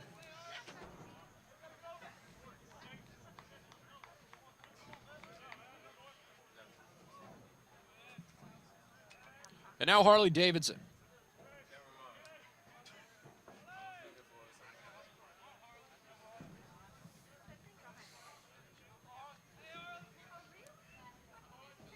Davidson grounded out his first time up. First pitch from Hagler is on the outside corner for strike 1. Great breaking pitch there from Trace. Junior doing a fantastic job so far as things get rolling here in this 5th inning. The 0-1 quickly on its way. Nearly the same spot as the first, this time a fastball and not a breaking pitch. This one too far outside. Trenton Lee on deck for Chowan. Here's the 1-1 to Davidson. Another fastball. This one on the outside corner for strike 2. After the ground out in the second, Davidson walked in the third. Made his way to third base before getting stranded. Chowan left the bases loaded that frame. The 1-2 skips in. Braves will have the top of the order due up in the 5th as they try to climb back from this 4-run deficit. They trail by as much as 5. They've only got 6 more outs to get the job done, or I should say 9 more outs, rather. 7 innings here in game 2 of this doubleheader. The 2-2 on its way outside.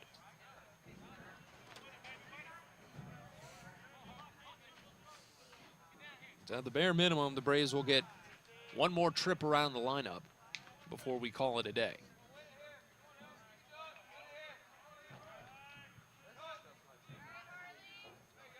Hagler hoping to get the side out in order. The 3-2 comes in low. It's a 2-out walk.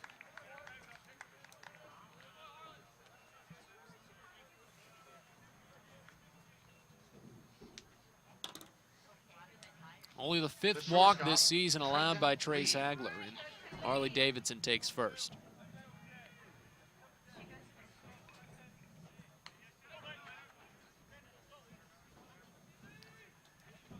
Now Trenton Lee for Chowan.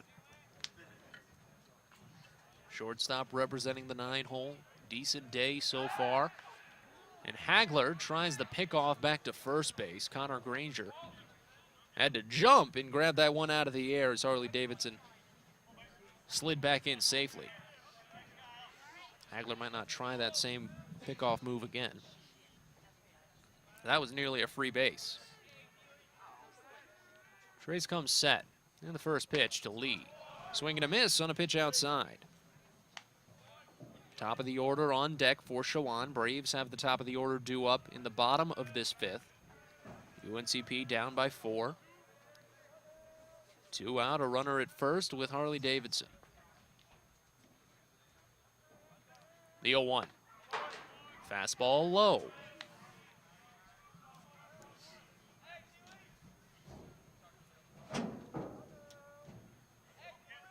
Day stretching on just a tad bit here in Pembroke, North Carolina. 4:01 first pitch in game 1. 7:01 first pitch here in game 2. 8:48 right now. Still here in the 5th. The 1-1 on its way. Lee takes inside. Temperature not fluctuating too much at the very least. We've been sticking in the upper 40s for a good part of this day, even with the sun gone. Lights doing all the work here in Pembroke, North Carolina. The trees in the outfield well illuminated. See the water tower dimly lit over in right field. The 2-1 grounded to short. Mobley takes it on hop, fires to second in time for the out. So the 4th strands a runner, and the Braves pull out a scoreless frame. They'll try and tack on some more when we come back. Bottom of the 5th up next. Ever wondered why our sponsor, Lumberton Chevrolet Buick Cadillac GMC, has such a long name? One reason is the tremendous variety of cars and trucks they offer to meet every need. Great-looking Chevrolets, Buicks, Cadillacs, and even GMC SUVs and trucks. They have everything from budget vehicles to the top-of-the-line Cadillacs. So why would you shop anywhere else? Try their quick lube, and while your vehicle is being serviced, you can see for yourself. They are located next to Lumberton High School. When UNC Pembroke athletes train and compete, Scotland Healthcare System will be a part of the team as the official healthcare provider for UNCP athletics. Led by Ortho Carolina Scotland orthopedic physician Dr. Richard Alexander, their specialist will cover every football and men's basketball game. From practice drills to kickoff and tip-off, Scotland's medical experts will oversee training staff operations. It's one more way Scotland Healthcare is keeping its commitment to be there for the region, delivering closer care that's better by far.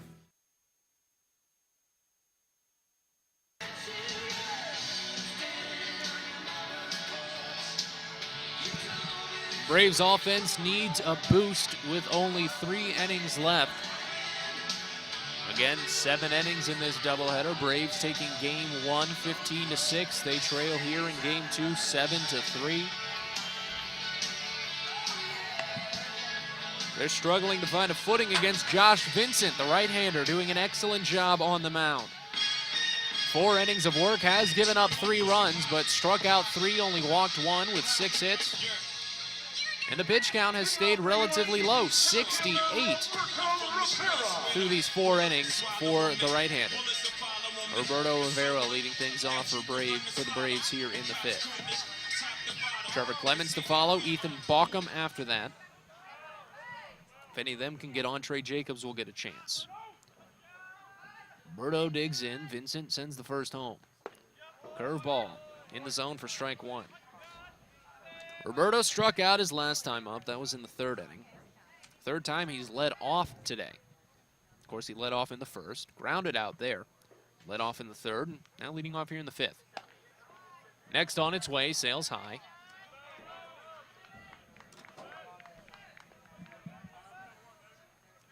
Command of the strike zone has definitely been an issue for both sides today. That much can be for certain. Vincent does have a decent strikeout number with those 3. Soft grounder from Roberto to the left side, played by Lee, fires across. This one sails high. Roberto's going to take second base. Backed up by the catcher Brosdahl. The throw to second bounces into left field, but Roberto's going to stick at second. There's a leadoff base runner for UNC Pembroke. That'll be the first error for Chowan here in the frame. Tag it as a base hit for Roberto Rivera, a throwing error to allow on to second base.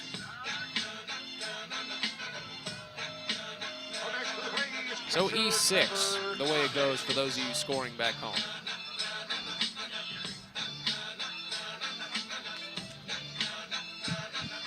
First time Roberto's found his way aboard in this game.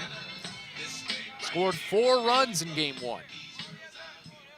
Love to even get half of that number here in game 2. Braves trailing by 4.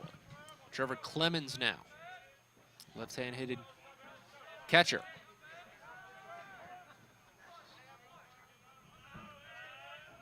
Vincent looks back, second base for just a second, and sends home. First pitch low.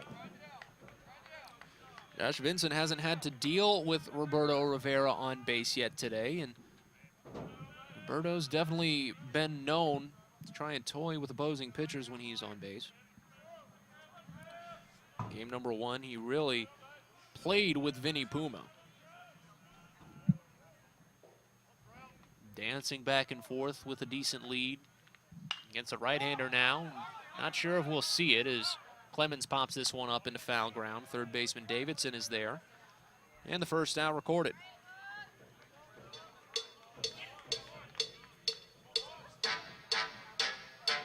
So the catcher retired, and now Ethan Baucom.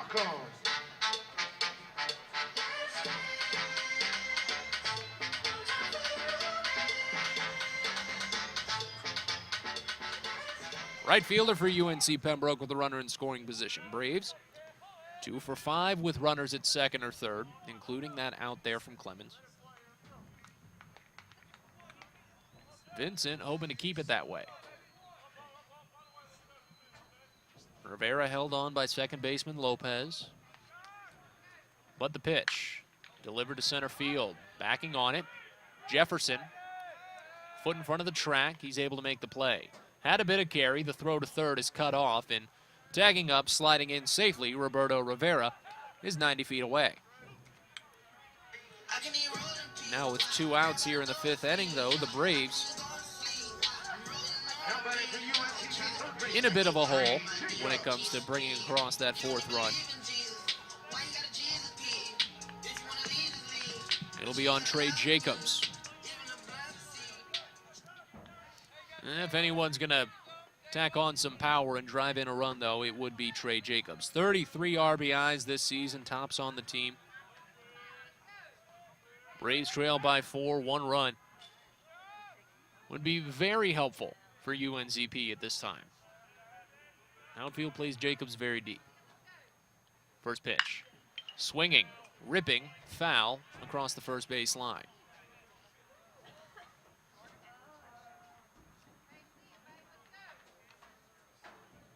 Jacobs got there just a tad bit early.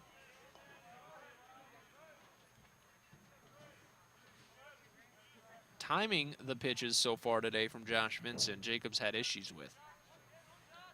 Single back in the second inning was hard up the right side. Popped out in the fourth inning. And that was to the left side on the infield. A foul ball there. Just another example. Here comes the 0-1. Jacobs takes this one swinging. Timing right perfect. Up the middle. A base hit and a run scores. Rivera crosses the plate. And it's 7-4 Chowan. RBI number 34 this season for Trey. And the Braves trail only by 3. Up next for the Braves, left fielder Luke Jackson.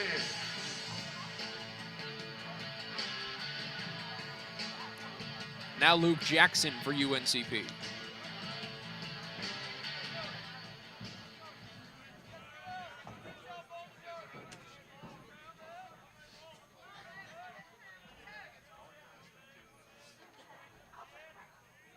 First pitch.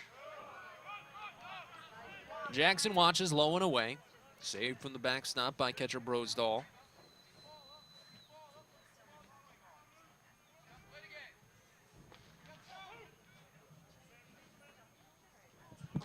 Toss back to first.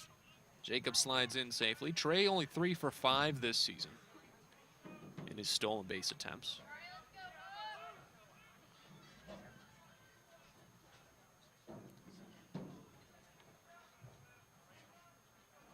(1-0) to Jackson. Fastball inside. Josh Vincent not necessarily unraveling here in the 5th. But it looks like the cracks are beginning to show. Pitch count nearing 80. Some stirring in the Chowan bullpen as the 2-0 sails outside, gets past the catcher Brosdahl on to second. Goes Trey Jacobs.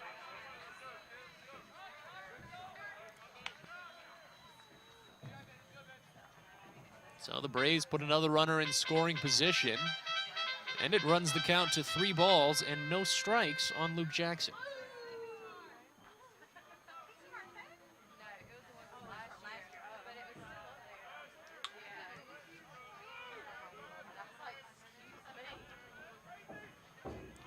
Jackson scored twice today. Singled in the second, walked in the fourth. Could drive in his first run as the 3-0 is a curveball on the bottom of the zone. For strike 1. Jacobs, mild lead off of second base. A good jump, a well-placed hit, and the Braves could only be down by 2.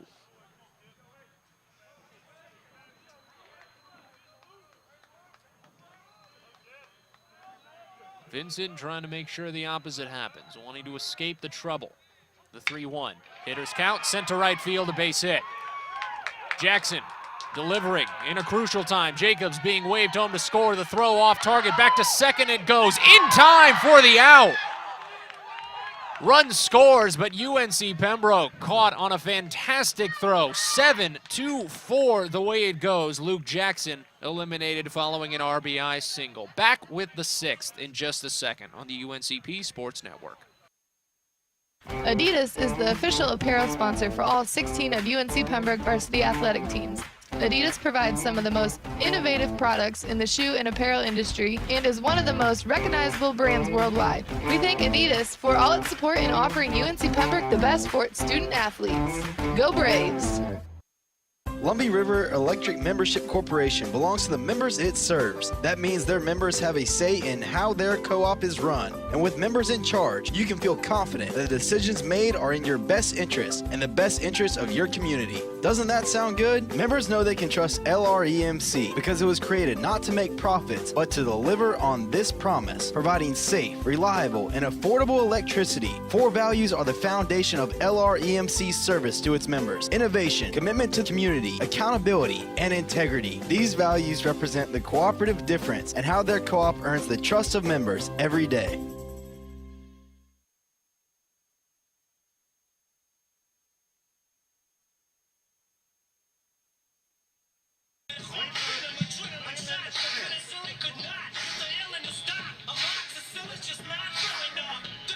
New pitcher on the mound for UNC Pembroke, Landon Smith, taking the reins for the Braves. You see the numbers there. His 9th appearance this season. Left-hander working with an 8.23 ERA. Those strikeout numbers, sublime for UNC Pembroke. 27 on the season. He's coming off of roughed up outing against Georgia College, to put it lightly. Game 2 of that doubleheader. The Braves lost 11-2. Smith went 2 innings, gave up 3 runs on 6 hits, only picked up 1 strikeout. Didn't walk anyone at the very least. His walk numbers have been very good as well. 27 strikeouts to only 7 walks. Takes the ball from Trace Hagler. Hagler only working a short time, a full inning, but it was a good inning. Final line looks like this on Trace, a full inning of work. No runs allowed across, no base hits, no strikeouts, or rather 1 strikeout to go with 1 walk on 19 pitches, 11 of which were strikes. Again, that final line on Hagler. 1 inning, no runs, no hits, 1 walk, 1 strikeout, 19 pitches, 11 strikes. And Landon Smith will face off the top of the order here in the 6th. Harry Marquette to take the reins for Chowan here in the 6th inning. Marquette still working that .388 average. It's risen a tad since game 1 of this doubleheader started. Braves now only trail by 2, however. So Chowan would love a little bit of an offensive boost from their opening 3. Marquette watches the first pitch bounce in. Smith looks like he might have lost control of that one. Gets a little bit of chalk from behind the mound. So the left-hander sends the 1-0 home. Fastball just low in the zone. Take it for strike 1. So, of course, it'll be Marquette, then Marquise Lanier, followed by Julian Lopez. Should any of them get on, Nick Rose will step into the box. Smith ready to work out of the windup. And sends the 1-1 home. Curveball taken the opposite way. Blooped into right field, base hit. Good read there from Harry Marquette. That's the second base hit today for the left fielder. Right fielder number 22, Marquise Lanier. Leadoff man aboard for Chowan here in the 6th as they try to increase on their 2-run advantage. And now Marquise Lanier.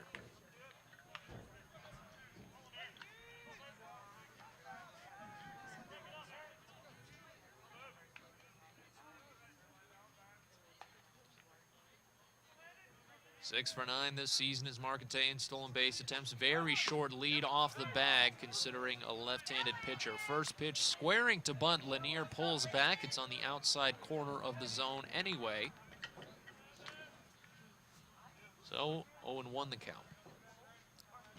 Lanier 2 for 3 today. 2 runs scored, a single and a double. Struck out most recently in the 3rd. Here's the 0-1. Curveball lifted shallow to the right side. There's going to be a race for it. Second baseman Harding's there in time at the foul line to make the play. What a fantastic rundown from Seth Hardings to record the out.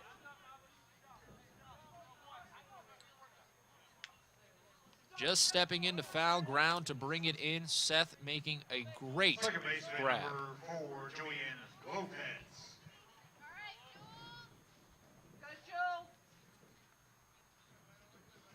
Now with 1 gone, Julian Lopez. Taking his time, looking at the signs from third base coach Brian Hill. Bob Horton at first for Chowan. Hawks up 7-5. Braves threatening, though. They've put on the last 3 runs. The hit and run doesn't take as the first pitch is fouled off into the screen by Lopez. Julian 1 for 2 today, a 2 RBI double in the first. That opened the scoring for both sides. Then a walk and a run scored in the 3rd. Grounded out to lead off the 4th. Double play ball could end the inning for Landon Smith. He's gunning for it. Lefty brings ball to glove and fires home. The 0-1 is a curveball high.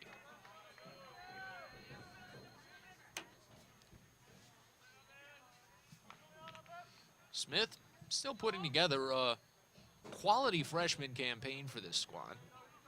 Picking up some key insight from this coaching staff for UNCP. Numbers have been dipping. He has had a couple of rough outings from time to time, but that's to happen, especially your freshman season in the college level. But Smith has done an excellent job in spurts as that one's brought back to the screen. Count to 1 and 2.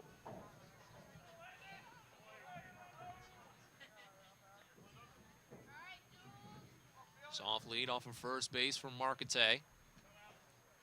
Smith steps off as the runner retreats. Again, 6 for 9 this season.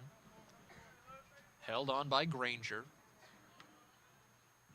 Smith doesn't even bother looking. Sends the 1-2 home. It's up and away.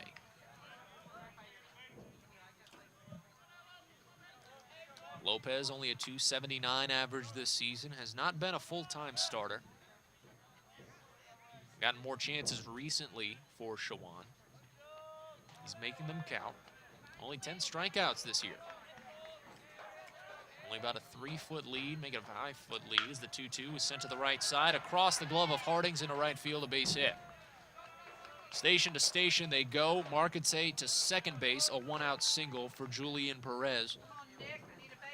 Second baseman continuing good work in game 2. Now batting first baseman number 25, Nick Rose. Still only 1 out here. Braves only have 6 more outs to try and climb from this 2-run hole. See Hank Simpson warming up on deck there for UNC Pembroke.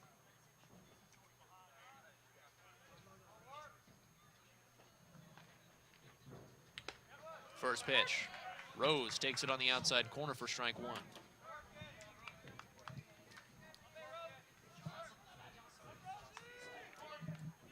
Braves will have the 6, 7, and 8 batters due up when we move on to the 6th inning. Granger, Hardings, Mobley.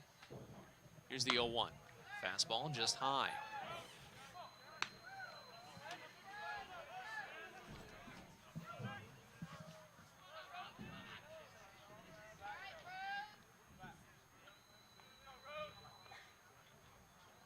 Smith comes set, left-hander. Soft lean over the glove in front of him. Looks back the runner at second twice, sends the 1-1 home. It bounces in, but Clemens saves it from the backstop and has to race for it up the third baseline. Great push there from Clemens to send it in that direction. That kept the runners. Of course, no one's going to try and run to third if the throw is coming from 30 feet closer than normal. Smith comes set. Here's the 2-1. Swing and a miss. Great changeup to get Rose chasing. That evens us up. 6 strikeouts today for Braves pitching. Landon Smith is looking for his first. Jordan Toney had 3. Aaron Biggerstaff had 2. Trace Hagler had 1.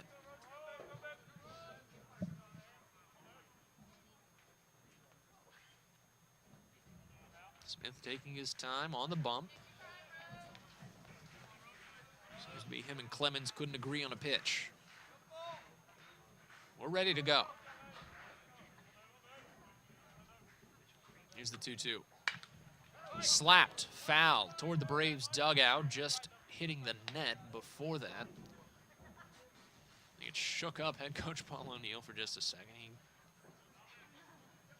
steps out to retrieve that foul. PO's okay there.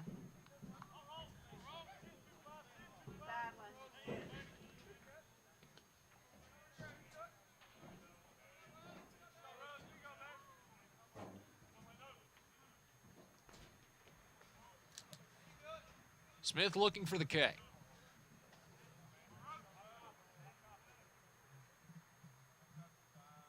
Here's the 2-2. Curveball lifted foul to the left side, out of play. We'll stick around for one more. Lopez at first, reached on a single, as did Marquette, who's at second base. In between them, Marquise Lanier popped out. Chowan scoring all 7 of their runs in just 2 innings. 3 in the first, 4 in the third. Braves have been spreading them out just a little bit more. 2 in the second, 2 in the fifth, 1 in the fourth. This one popped foul again behind the screen this time. Pitch count climbing a tad for Landon Smith in this relief appearance, but with Hank Simpson warming up in the pen for UNCP. Might just be another bullpen day in simple terms for the Braves. Jordan Toney, the starter, only going 2 1/3 inning. After that, no Brave reliever has gone past 1 full. The 2-2. Swing and a miss. Change up low in the zone. And that's 2 gone here in the 6th.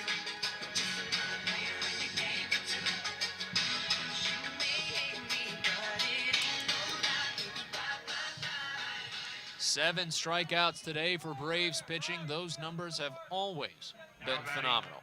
Catcher number 20, Trent Rosdahl.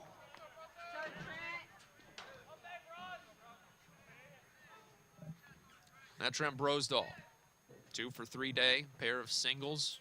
Caught in a double play, a run scored back in the 3rd inning. Grounded out to end the 4th. Landon Smith would love something similar here, seeing if he can strand a pair of runners.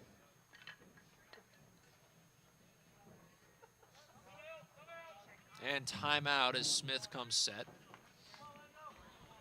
Well done by home plate umpire there, Randy Vestal. Very vocal about the timeout before Smith started his delivery. Don't appreciate that too much here in baseball, but it pays off. Curveball grounded to Jacobs at 3rd. Great slide, great stop, a spin and a throw in time for the out. A defensive gem to strand a pair onto the bottom of the 6th. Ever wondered why our sponsor, Lumberton Chevrolet Buick Cadillac GMC, has such a long name? One reason is the tremendous variety of cars and trucks they offer to meet every need. Great-looking Chevrolets, Buicks, Cadillacs, and even GMC SUVs and trucks. They have everything from budget vehicles to the top-of-the-line Cadillacs. So why would you shop anywhere else? Try their quick lube, and while your vehicle is being serviced, you can see for yourself. They are located next to Lumberton High School. When UNC Pembroke athletes train and compete, Scotland Healthcare System will be a part of the team as the official healthcare provider for UNCP athletics. Led by Ortho Carolina Scotland orthopedic physician Dr. Richard Alexander, their specialist will cover every football and men's basketball game. From practice drills to kickoff and tip-off, Scotland's medical experts will oversee training staff operations. It's one more way Scotland Healthcare is keeping its commitment to be there for the region, delivering closer care that's better by far.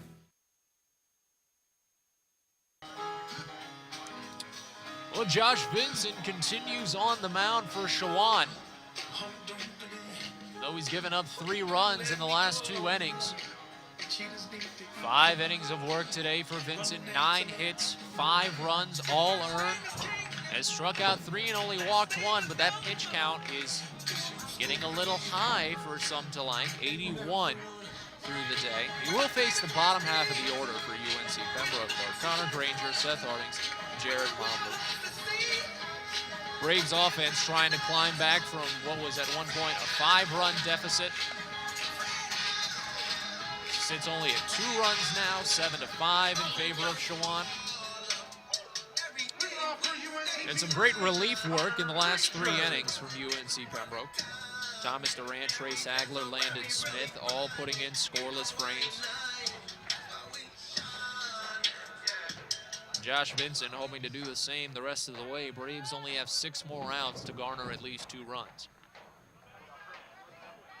And the first batter will be Connor Granger. And the first pitch will be delivered to left center field, right to the glove of Trenton Lee. Shortstop placed himself perfectly to bring that ball in. Freshman Lee has been making a slew of great plays in that spot today. A couple of jumping grabs, great throws. He's making a great push to stick there full time. This is Seth Harding's first pitch. Up and away for ball 1. Seth, 1 for 2 day. Singled 2 innings ago in the 4th, reached on a fielder's choice in the 2nd. Both times he made it to 2nd and got stranded. Here's the 1-0. Hardings takes it on the inside edge. That got him on the elbow.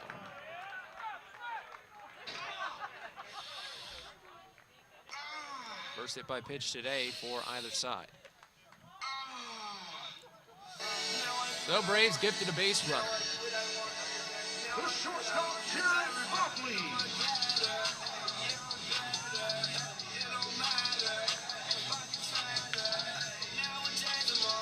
Now the game one hero, Jared Mobley.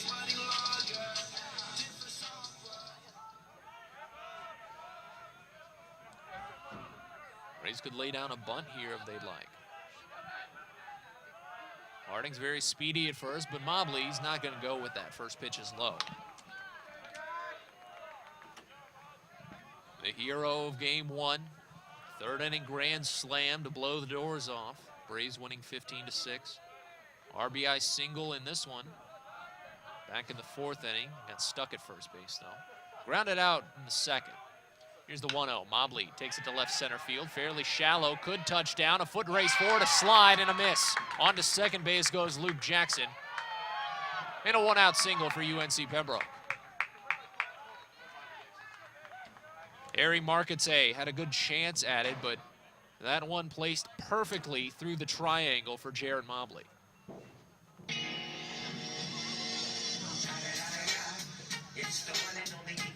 Who's it going to be? Not Bobby Dixon anymore. Looks to be Elijah Helton. So after Dixon came in as a pinch hitter for Alex Simpson, Elijah Helton will take Dixon's spot. Looks to be at the full-time DH position.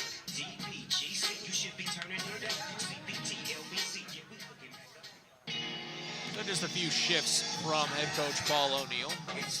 Confirming it with home plate umpire Randy Vestal.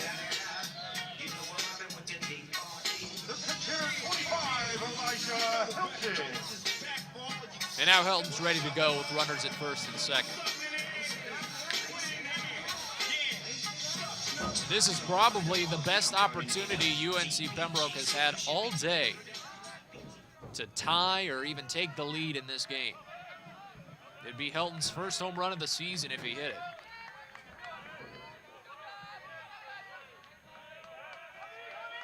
But the junior already does have 4 RBIs this year. 4 for 24. 2 runs scored. First pitch. Helton. That got the umpire on the mask and skipped away. The Braves are going to use this opportunity to advance to second and third. Is that allowed? The home plate umpires have taken a beating today. Trevor Hinson took a couple to the chops back in game one. That one got off the mask of Randy Vestal. And I think head coach Taylor Furley, you're asking, are the runners allowed to advance like that? But yeah, it looked like it just got off the glove of Trent Brosdahl. I think everyone's good to go. So the runners should stick at second and third. They should be allowed to advance there.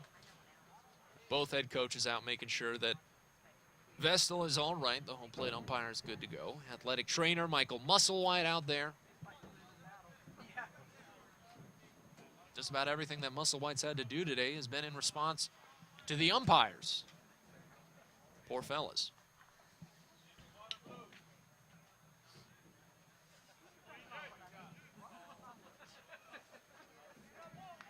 I think we're good to go now, though. The pitch, of course, was a ball. Came too far up and in on Helton. And that just makes this opportunity all the more sweeter. Tying run in scoring position. Harding's at third, Mobley at second, Helton at the plate looking for RBIs, number 5 and 6. He takes this one softly to third base. Off the chest, misplayed by Davidson, fires to first in time for the out. The runners have to stay put. A hard play there for Seth Hardings to gauge. Paul O'Neill told him to stay put as well. And now there's 2 outs. Roberto Rivera.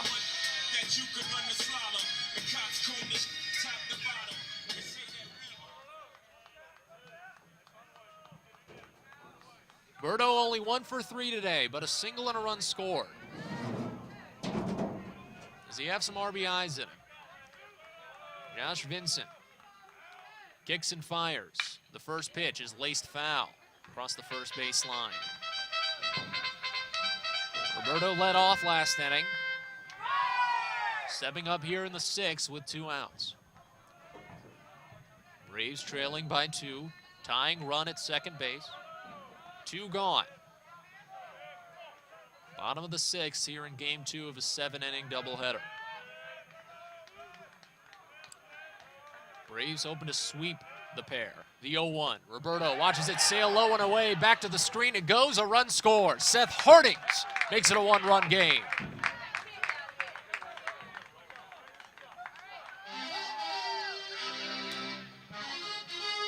Mobley on to third base.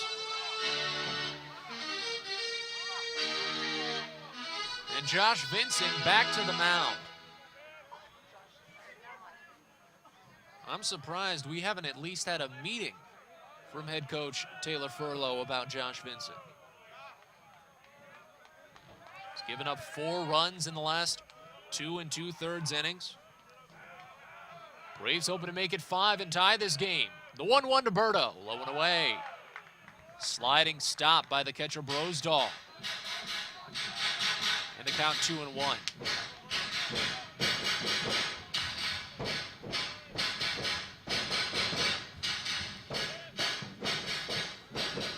Braves trailing by as much as 5 early on in the 3rd inning after Chowan batted around in that one. Clawing back in, hoping to make it 5 unanswered. Berto takes it the opposite way for a base hit into right field, and this game is tied.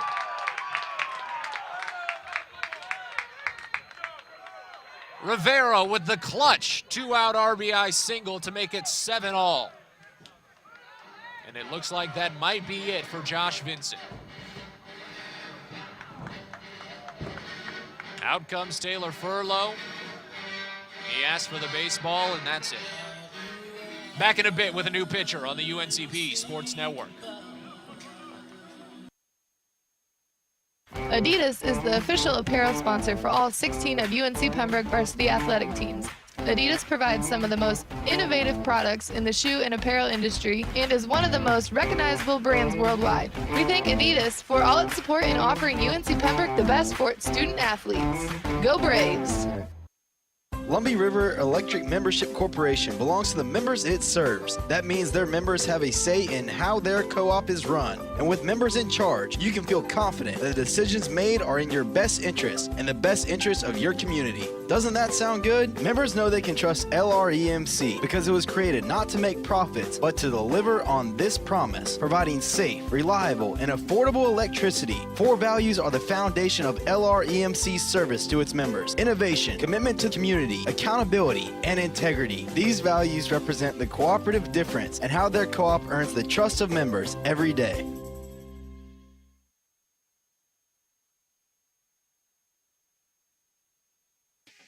Ever wondered why our sponsor, Lumberton Chevrolet Buick Cadillac GMC, has such a long name? One reason is the tremendous variety of cars and trucks they offer to meet every need. Great-looking Chevrolets, Buicks, Cadillacs, and even GMC SUVs and trucks. They have everything from budget vehicles to the top-of-the-line Cadillacs. So why would you shop anywhere else? Try their quick lube, and while your vehicle is being serviced, you can see for yourself. They are located next to Lumberton High School.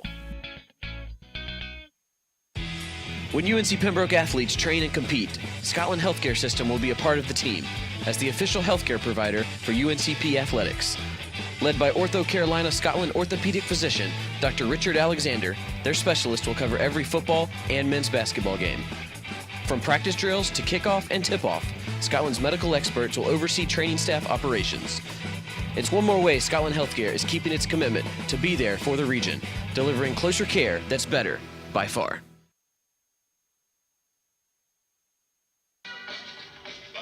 The Braves knotted at 7-all, and finally, Josh Vincent lifted for a new hurler. Number 9, Ryan Galaccio, a freshman phenom out of Randleman, North Carolina. Or rather, freshman phenom out of Duck, North Carolina. Left-hander stands at 5'11". And a fantastic season so far for Galaccio. A 1-2 record, but a 2.62 ERA in 24 innings of work. That equates to only 7 earned runs, 25 strikeouts, 11 walks. And he's coming in a bit of a dire situation now that UNC Pembroke has tied this game with 2 outs. Left-hander facing off against Trevor Clemens to start his outing. Roberto Rivera on first base for UNCP in a 7-all ball game. First pitch, Clemens watches it on the outside corner for strike 1. Galaccio coming off of a relief appearance against Lincoln. Only went 1 inning, gave up 2 runs. They were both unearned on 2 hits. Walked 2, struck out 2. Coming in as a reliever here. Does have a couple of starts under his belt. But since he's a freshman, they like to mix him up, see where they want to put him before fully committing on something. Toss back to first base, Rivera in safely. 13 for 16 this year. See if he has another one in him, but with 2 outs, not sure if he'd risk it. The 0-1, Clemens watches another breaking ball right down the middle for strike 2.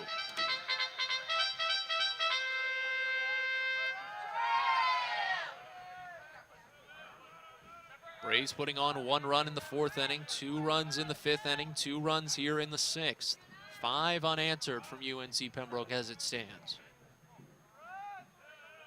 If Rivera gets a good jump on one and Clemens gets a good place on one like this, into right center field, a base hit. Could be a run scored. Paul O'Neill waving in Rivera, putting on the brakes as he reaches third. But it's a 2-out single for Trevor Clemens to put him at the corners.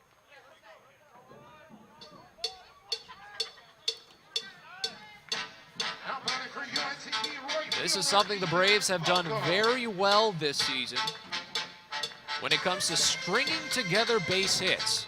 That's why their on-base percentage is so good.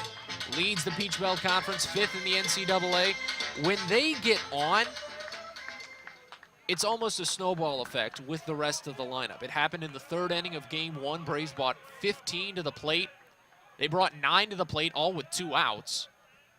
The Braves are a team that know how to use momentum offensively. First pitch to Ethan Baucom, popped up on the infield. This should end the inning. Julian Lopez ranging over, makes the play. But the Braves tie it, strand the leading run at 3rd. We move to the 7th. Back in a moment on the UNCP Sports Network. Adidas is the official apparel sponsor for all 16 of UNC Pembroke varsity athletic teams. Adidas provides some of the most innovative products in the shoe and apparel industry and is one of the most recognizable brands worldwide. We thank Adidas for all its support in offering UNC Pembroke the best for its student athletes. Go Braves! Lumbee River Electric Membership Corporation belongs to the members it serves. That means their members have a say in how their co-op is run. And with members in charge, you can feel confident that the decisions made are in your best interest and the best interest of your community. Doesn't that sound good? Members know they can trust LREMC because it was created not to make profits, but to deliver on this promise, providing safe, reliable, and affordable electricity. 4 values are the foundation of LREMC's service to its members: innovation, commitment to community, accountability, and integrity. These values represent the cooperative difference and how their co-op earns the trust of members every day. Ever wondered why our sponsor, Lumberton Chevrolet Buick Cadillac GMC, has such a long name? One reason is the tremendous variety of cars and trucks they offer to meet every need. Great-looking Chevrolets, Buicks, Cadillacs, and even GMC SUVs and trucks. They have everything from budget vehicles to the top-of-the-line Cadillacs. So why would you shop anywhere else? Try their quick lube, and while your vehicle is being serviced, you can see for yourself. They are located next to Lumberton High School. When UNC Pembroke athletes train and compete, Scotland Healthcare System. Back on the UNCP Sports Network, top of the 7th we go. Game 2 of a 7-inning doubleheader. And a new pitcher on the mound for UNC Pembroke, Hank Simpson, relieving Landon Smith. Line final for the hurler. 1 inning of work, no runs allowed across from the freshman, 2 hits, only 1 strikeout. But on 19 pitches, 14 of which were strikes, that's a good day for Landon Smith. Makes way for Hank Simpson.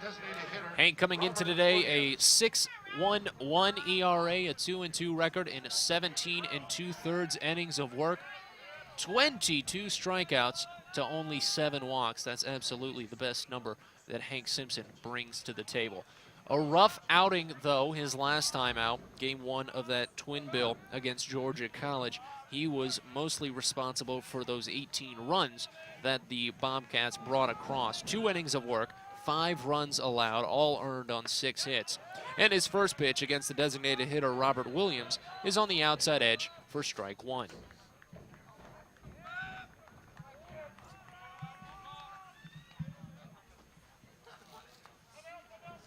And timeout as Simpson was just about set to start his delivery. Prior to that outing at Georgia College, though, it was a much better relief appearance against non-conference foe Barton. An inning of work, no runs across on only 1 hit with 2 strikeouts. Swing and a miss on a rising fastball. And Simpson ahead of the count 0-2.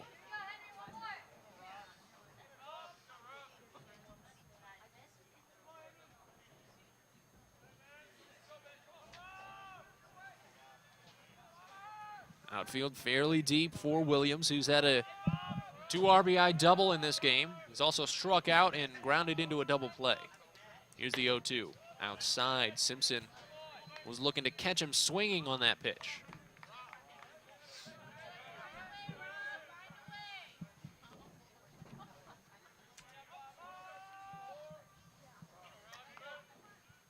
Those strikeout numbers are fantastic for Hank Simpson this season. He's looking to make it 23. Pitch on its way. In low.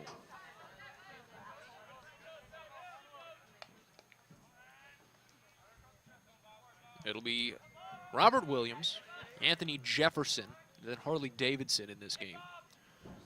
If any of them can get on, Trenton Lee, freshman shortstop who's been doing some great things in the field with his glove, will try and do something at the plate. The 2-2. Swing and a miss. Strike 3. 8 strikeouts today for Braves pitching. Hank Simpson with 23 on the year.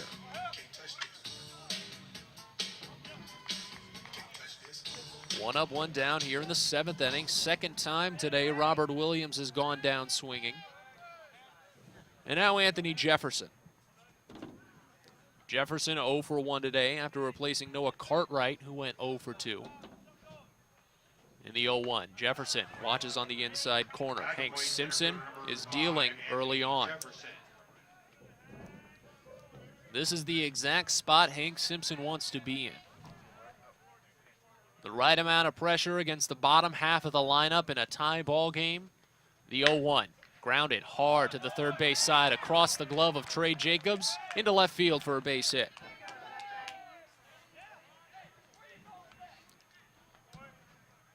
So 1 out and a runner at first now for Chowan. Now batting, third baseman, number 2. 7th inning here from Pembroke, North Carolina. We would go to extras if this game remains tied. Second set of a game, or a 7-inning doubleheader, I should say. Harley Davidson for Chowan. Pair of walks on the day for the third baseman. That's just about been it. First pitch. Check swing. Bottom of the zone anyway. Strike 1. 8 strikeouts today for Braves pitching. That's still a little bit under the mark for the pitching staff as a whole this season. Starters and bullpen combined usually average around 9.5. Here's the 0-1. Fastball low and away. Braves hoping to rely on some offense in the home half of this 7th. They'll get Trey Jacobs, Luke Jackson, Connor Granger. It's a big, chunky portion of their lineup. A lot of power in those bats. They just need 1 run to come across if Hank Simpson can put a goose egg up in this one. The 1-1, no, a toss back to first.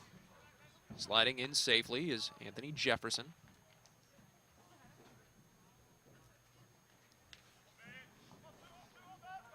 Nine for 11 this season. Is the center fielder in those stolen base attempts. Does he try for it again? Could be a good idea here in this tie ball game. The 1-1. Fastball just up and away. Davidson still having a rough go of it this season, not a full-time starter. Only been hitting at a 207 mark, including his 0 for 1 mark today. Grounded out to the first baseman back in the second inning. Decent lead off of first, toss back as Jefferson slides in.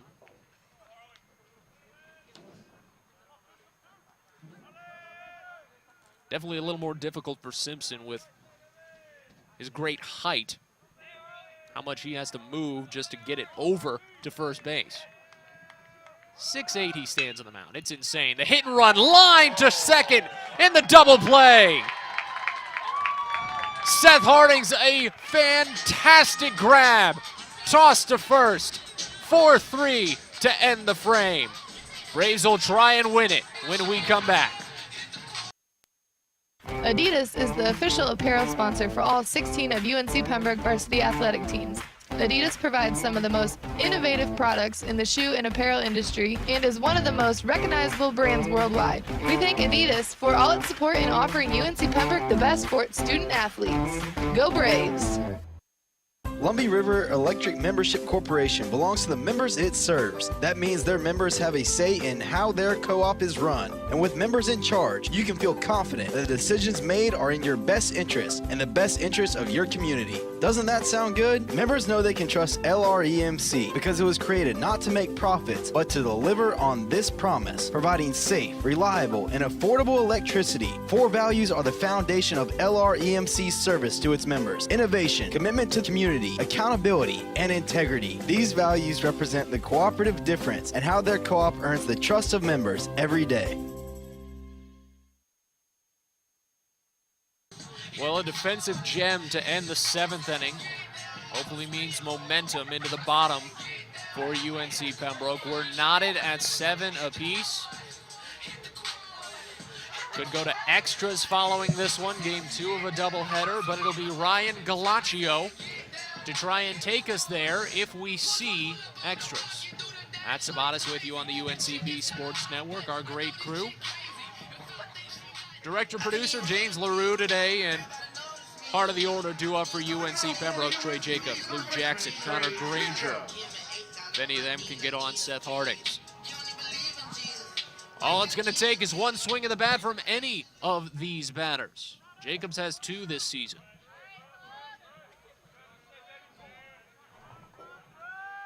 Braves dugout is ready to get into this one. First pitch to Jacobs is up and away.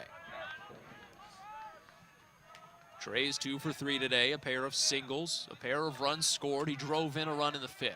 Braves have scored the last 5 runs. The next, Jacobs bounces it foul across the first base line. UNCP will stick it home for their next series. Back in a Peach Belt Conference play they'll go. USC Aiken and the Pacers coming to town Thursday. First pitch at 6:30 here from Sammy Cox Field. Jacobs watches low. 2 balls and a strike. Braves will try and bounce back into conference play after dropping 3 straight at Georgia College. Losing the pitcher's duel in game 1 in the 9th inning. Getting blown out in games 2 and 3. Great read from Jacobs on that pitch outside to run the count 3-1.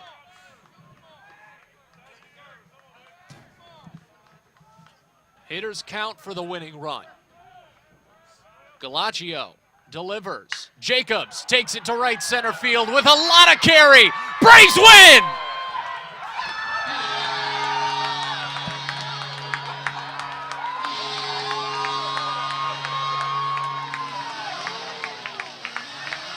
Trey Jacobs, the hero, mobbed at home plate.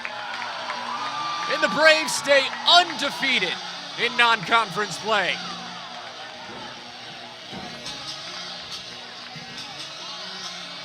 That's a way to end the day. Braves win game 1, 15-6. They walk off game 2, 8-7. They sweep the doubleheader and send Chowan packing. Folks, this is my last broadcast here on the UNCP Sports Network. It has been a fun time bringing you Braves athletics this season. I hope you have enjoyed it just as much as I have. We'll talk to you next time when USC Aiken comes to town. But until then, have a great rest of your Tuesday. Thanks for joining us here on the UNCP Sports Network.